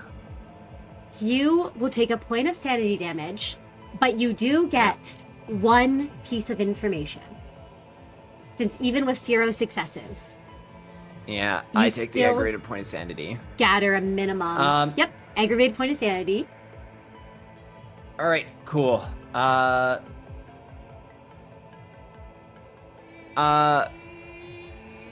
Families. Is there anything in? Does anyone in anywhere in Neo know anything about the Bloodfiend families? Like, Absolutely. How? Like that was a piece of information that stuck out to Prior. Absolutely. To confirm, are you looking for information on how Bloodfiend families work? Are you looking for information on just what they are? Is there some particular thing that Prior's looking for? Just anything about the Bloodfiend families? He knows. Okay, he knows that the middle family structure is. There is a little sibling, younger sibling, big sibling, great sibling. He assumes there's something similar with blood fiends, so he's looking for information about power of blood fiend families. Absolutely. Prior, as you dive into Neo, there is a choir of voices that overwhelms you. You can hear a couple of them rise above the clamor, including a very familiar Capo's voice, who you just can't seem to get rid of, still calling out that he can't die here. And his voice, though, settles back into the chorus as another voice rises to the surface. Prior, you have a perfect memory. Do you remember every person you've thrown into Neo? He couldn't forget even if he wanted to. Wonderful. This one is a woman's voice. You remember her as one of the fixers that happened to be prowling around the area of the web in District 23's back streets. You never bothered to learn her name, of course, but you recognize now the uniform she had worn back then was that of Fang Hunt Office. And you remember at the time she'd thrown out some accusation about some immortal, evil, unaging entity, but you didn't think much of that, I imagine. Her voice rises. Oh, if you have anything to add. No, I was gonna say, if the shoe fits, wear it. Her voice rises to the surface, and you hear her share and her say, "The blood fiends, kindreds, they have generations. They have these family structures. The first kindred, the ones who are the higher generations, they have a large degree of control over the ones beneath them. First, second, third, fourth, so on and so on. They create more descendants, and the ones created must obey the ones who made them."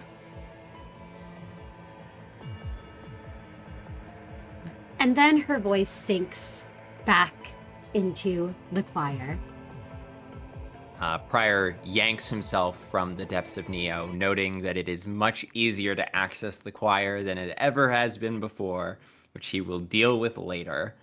For everyone on the surface, as Wick turns away, Prior's skin seems to, churn on his face for a moment and then snaps back into place as he blinks and quickly pulls the managers into a huddle.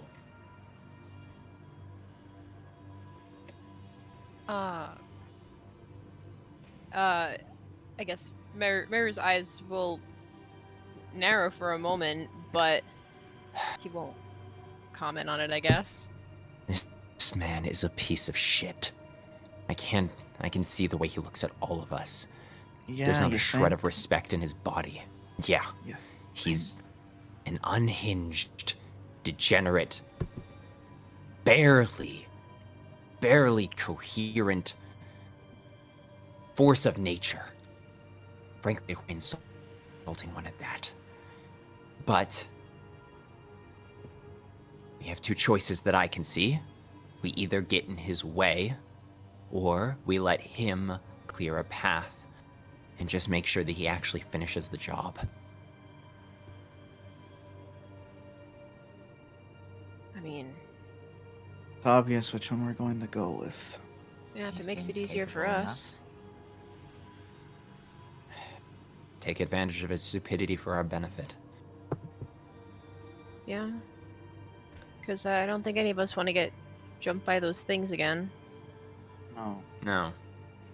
this man is only barely more tolerable. That's by a razor-thin margin. Maybe. Merru almost goes, well, maybe after we're done. Magic bullet always hits. Maybe when he's turned around, he stops. He goes, we should do what we can to get the job done. Whatever happens after that happens. Yes. Not a good. Yes. Let's focus on the mission then. And Kai, I am guessing you were as confused as I was as to why those Bloodbags, apologies, weren't very interested in you. I have no clue.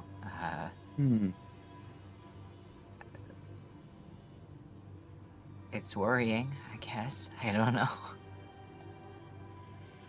I think I know if I was a weird zombie person.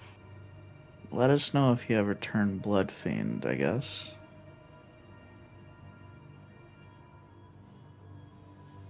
Don't even joke. I just learned they're actually real. And I guess I didn't realize that they called. It makes sense, but ego. They call them psychoments, at least people outside of L Corp. It's a stupid name. Yes, it makes sense they'd need a name for them, but where does it come from? Psychoments. It might be worth trying to use that word. True. It'd probably give people a better idea whenever we talk about egos. I doubt Yeah. he's the one who came up with that name, considering his lackluster intelligence. Actually, you make a very good point. Yeah, no, I remember when we were what district was it? We had the thing with all the fixers. I never knew how to describe the kind of weapons we had. There was that guy, and Merru thinks back to all the way back to Steph, and he goes, I tried to pretend that I didn't know what it was. But I guess now we have a better word for it. Merru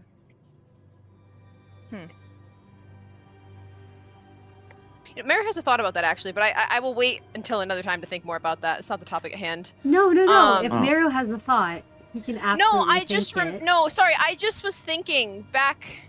It's not relevant to right now. I was just thinking all the way back that Merru pretended that he didn't know what ego was, but it seemed like Steph knew what it was. Okay, that's not irrelevant right now though. Whatever. I guess for now, I'll think about that later. But yeah, no, Merru just he agrees it's good to at least know the term, even if he thinks it's a stupid name. Absolutely. Do any of you have anything else to say to each other while you're huddled up together?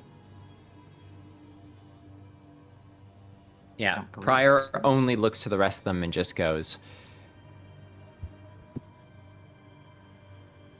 we're in a literal sewer, so it's not going to be too hard to pinch our noses.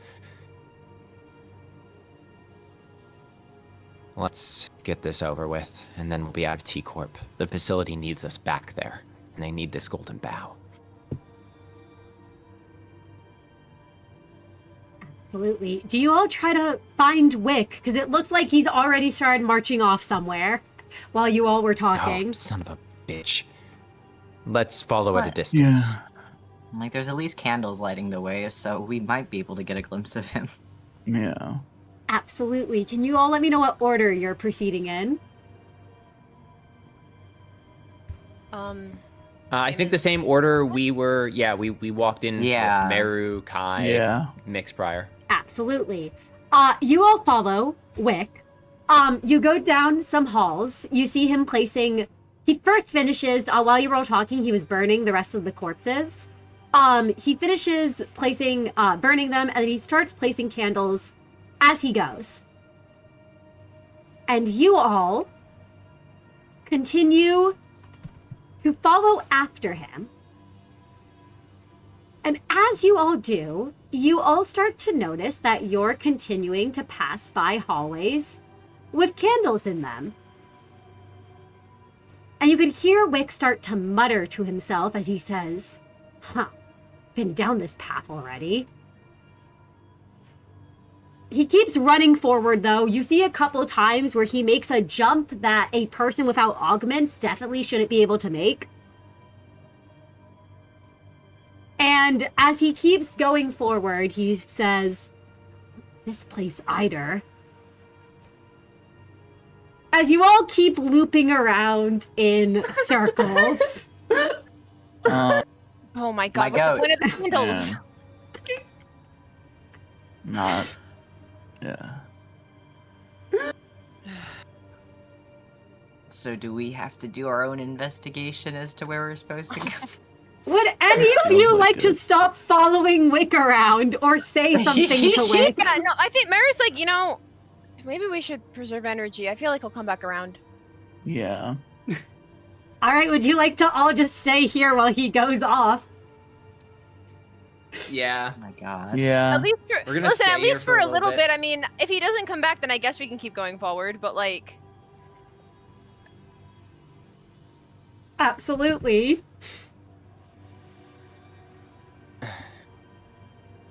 Hold on. Based on my calculations, any moment now. God fucking damn it! You all see Wick storm into the room. They're using some fucking mind tricks on me. Maybe this is some H Corp shit. Like moving You layers, got I don't know. lost? I am not lost. I always know exactly where I am at any time. okay, so where are we right now? We're in the same hallway we've been in the past 4 times.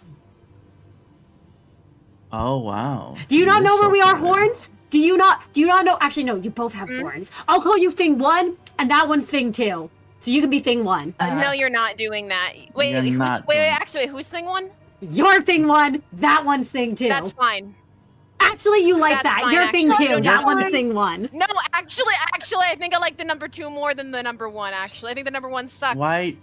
All right, why you're do Thing you 1 let then. him call you You're a Thing 1 thing? then. Neither of us are things. Neither of us are things, but I'd rather him not know that my name is Merru. Your name's well, Why Merru. did? Yeah. Why did you? I don't want him calling me by my name. All right then, Merru. just- I'll call you Merru then. How do you like that, Merru? Fine. I mean, it sucks, but whatever. He's grinning. He's see. so happy Next- right now. Mix kind of realizes what Merru did and just sighs, but Merru was just copying what Pryor did earlier.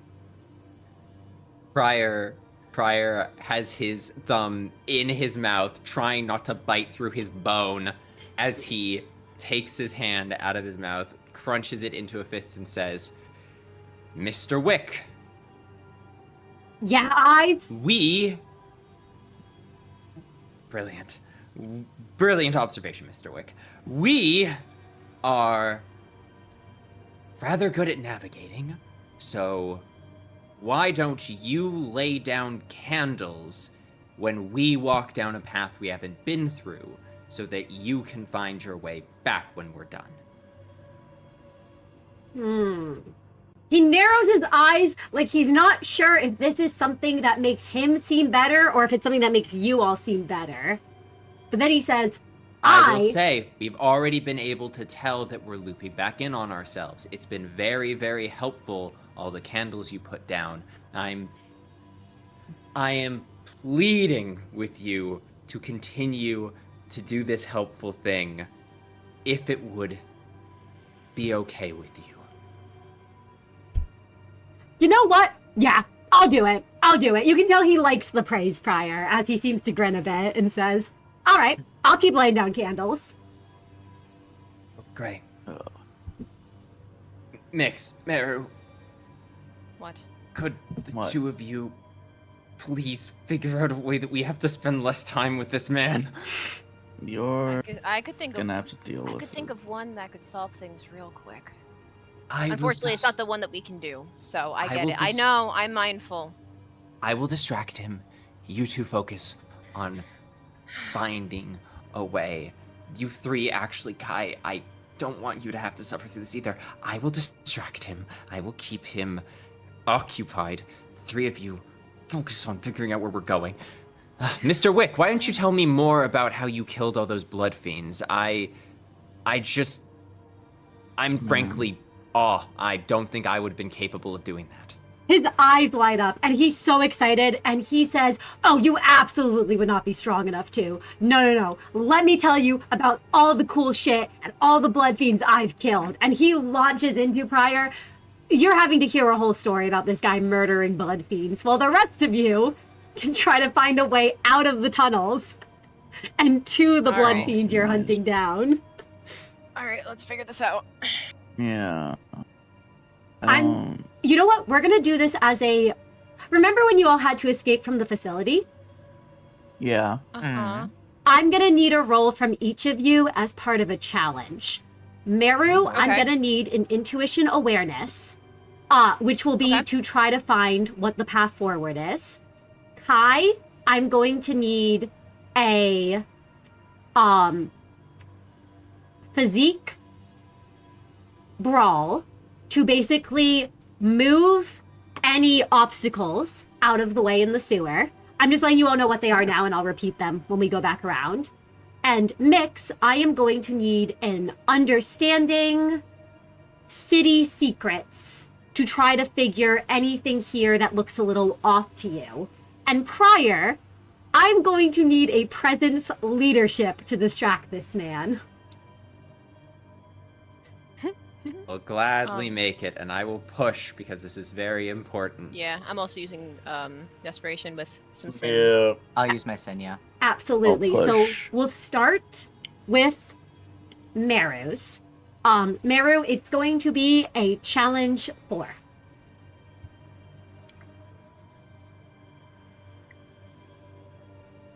What is it? Challenge 4. Challenge 4? Yep, intuition awareness. Okay. Well, this should be fine. 5 There we go. successes. There you go. Merru, you are able, with your keen perception, to spot some a path that was very, very hard to see, that basically led in a direction that none of you had gone before.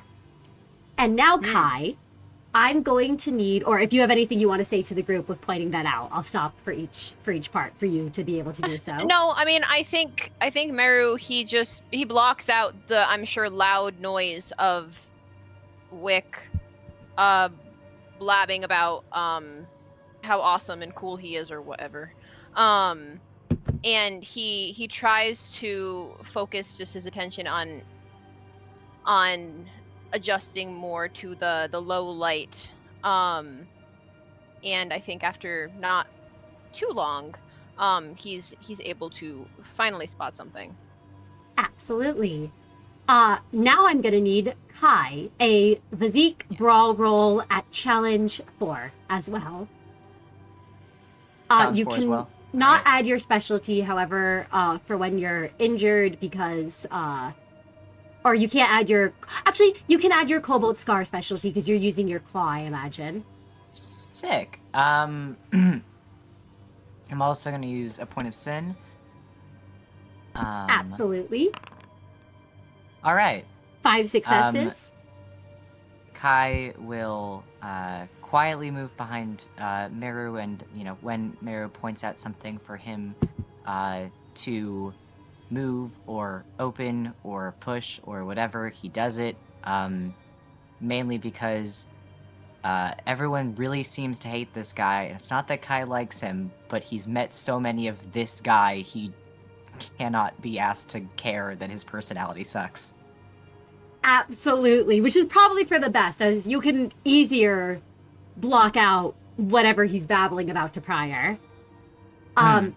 And Miix, before you roll, all of you can regain a point of sin. Need that right now. And Miix, can you make me an understanding city secrets roll? You cannot add abnormalities at challenge 4. 9 success crit. Miix, with a crit, you are able to find any, basically, as you're all proceeding along, you can tell in advance which ways look like they might have those blood bags lurking down them, and you're able to steer the rest of the group away from them so you all can avoid any further combats that there would be that aren't blocking the main path forward. You won't be able to avoid any of those, but you can at least avoid getting jumped or ambushed by any side ones by avoiding those paths. Yeah. Miix is locked in. Unlike Kai, she detests this person, this man. He made several choice comments that she did not appreciate, regardless of whether he hates one type of person versus everyone. She just cannot stand that kind of person, and she cannot wait to be rid of him, which actually gives her the motivation that she needs to just get this all done as quickly as possible, because if she doesn't, there's a very good chance she will try to murder him. And she would rather not do that, because it's not right, and also the other three would get upset. Absolutely. Maybe not, but still. Miix, you're able to steel yourself. You're able to avoid any places that you think there would be blood bags, and you're able to find the way leading right to this blood fiend's lair. And Prior, I am going to need a presence leadership at challenge 6 to deal with this man. Yeah, I had a feeling.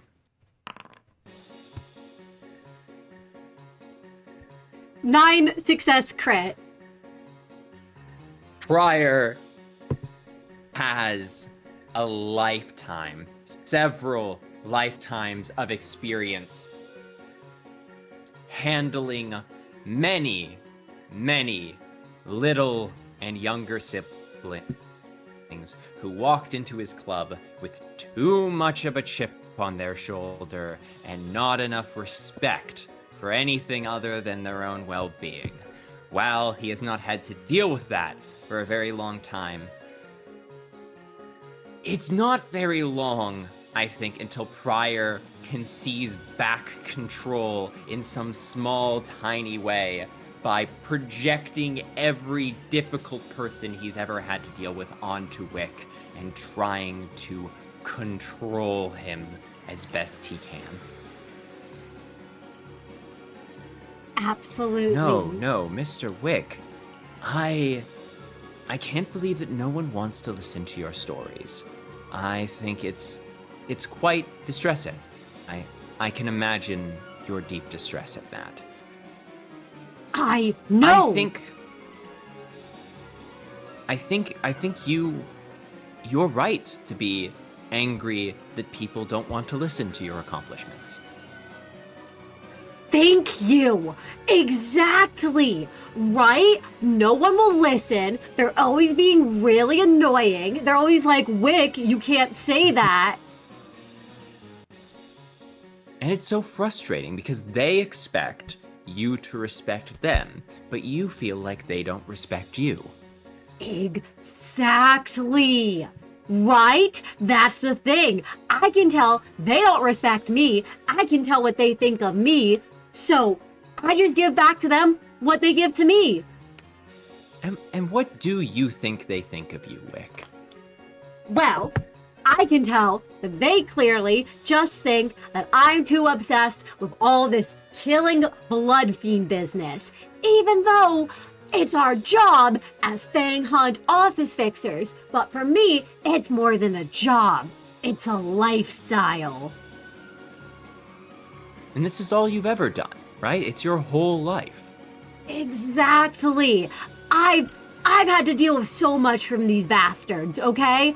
I've seen so much of them. So I'm gonna hunt them all down. That's what I'm gonna do. And that's my calling. I think that is a very high calling, Wick. Though, while that is definitely a calling, and definitely you don't need anyone else to do it for you, you have to understand, I think, that other people, they just can't do what you can do. I mean, you get that, right? You're one of a kind. That I am. Nah, they can't do what I can do, and you know what they gotta do to reach it? They need those augments, they need those prosthetics, they need those tattoos. They gotta rely on all this other shit to get the sort of stuff that I have. Right. But don't you want other people to understand you? And how are they going to understand you if they're so much weaker than you? Right? If they want to be able to do awesome things like you do, don't you think that if they actually did respect you, they would try and make themselves strong like you too, so they don't have to rely on you to do everything for them? Well, yeah, exactly. They should try to make themselves strong. They should quit relying on that other stuff, and they should strengthen their own bodies and minds. I think that maybe there's a way that you can get more people to do that. But I think if you want more people to listen to you, which I think you deserve to have more people listen to you, maybe you can start by easing off about the fact that they have prosthetics or that, they don't act exactly like you. Hey, it's your life. I hope I'm not coming on too strong. I'm just thinking that I really enjoyed listening to your stories, and I think other people would too. He looks like he's actually thinking, Prior, as he goes, all right, maybe I could ease off a little, even if I think they're still weak, and, being a little bit, I don't know the right word there. Like they're relying a little too hard on other things, They're being dependent. Yes, dependent on things that you don't need to be dependent on. Yes. I think, Wick, that's a strong start. And I think that, you know what? You're going to show everyone. Soon, in fact, in your head, you know that they won't be thinking anything bad about you. You'll be able to know that they don't inherently think anything bad about you because they're going to be thinking good things about you. Because you're a good person, right, Mr. Wick? Yeah, of course I'm a good person. I'm the peak of person. Course you're a good person. I'm the peak of human condition. The peak of human condition. Exactly. We can work on that. We can work on that, buddy. And he, Prior has forgotten in his life that actually after living a couple human lifetimes, most people are really easy to dig your hands into their brain if you just know them well enough. Yeah, I must ask, did the rest of you tell Prior when you figured out the thing, or were you all just letting Prior talk to Wick longer? I think for a second, Merru was like, no. For a while. No. Prior... It's not that Prior deserves to have to listen to him. But, a couple extra seconds isn't a problem. But I do think that, they won't waste that much time, before, Merru, I guess, is like, alright, got it.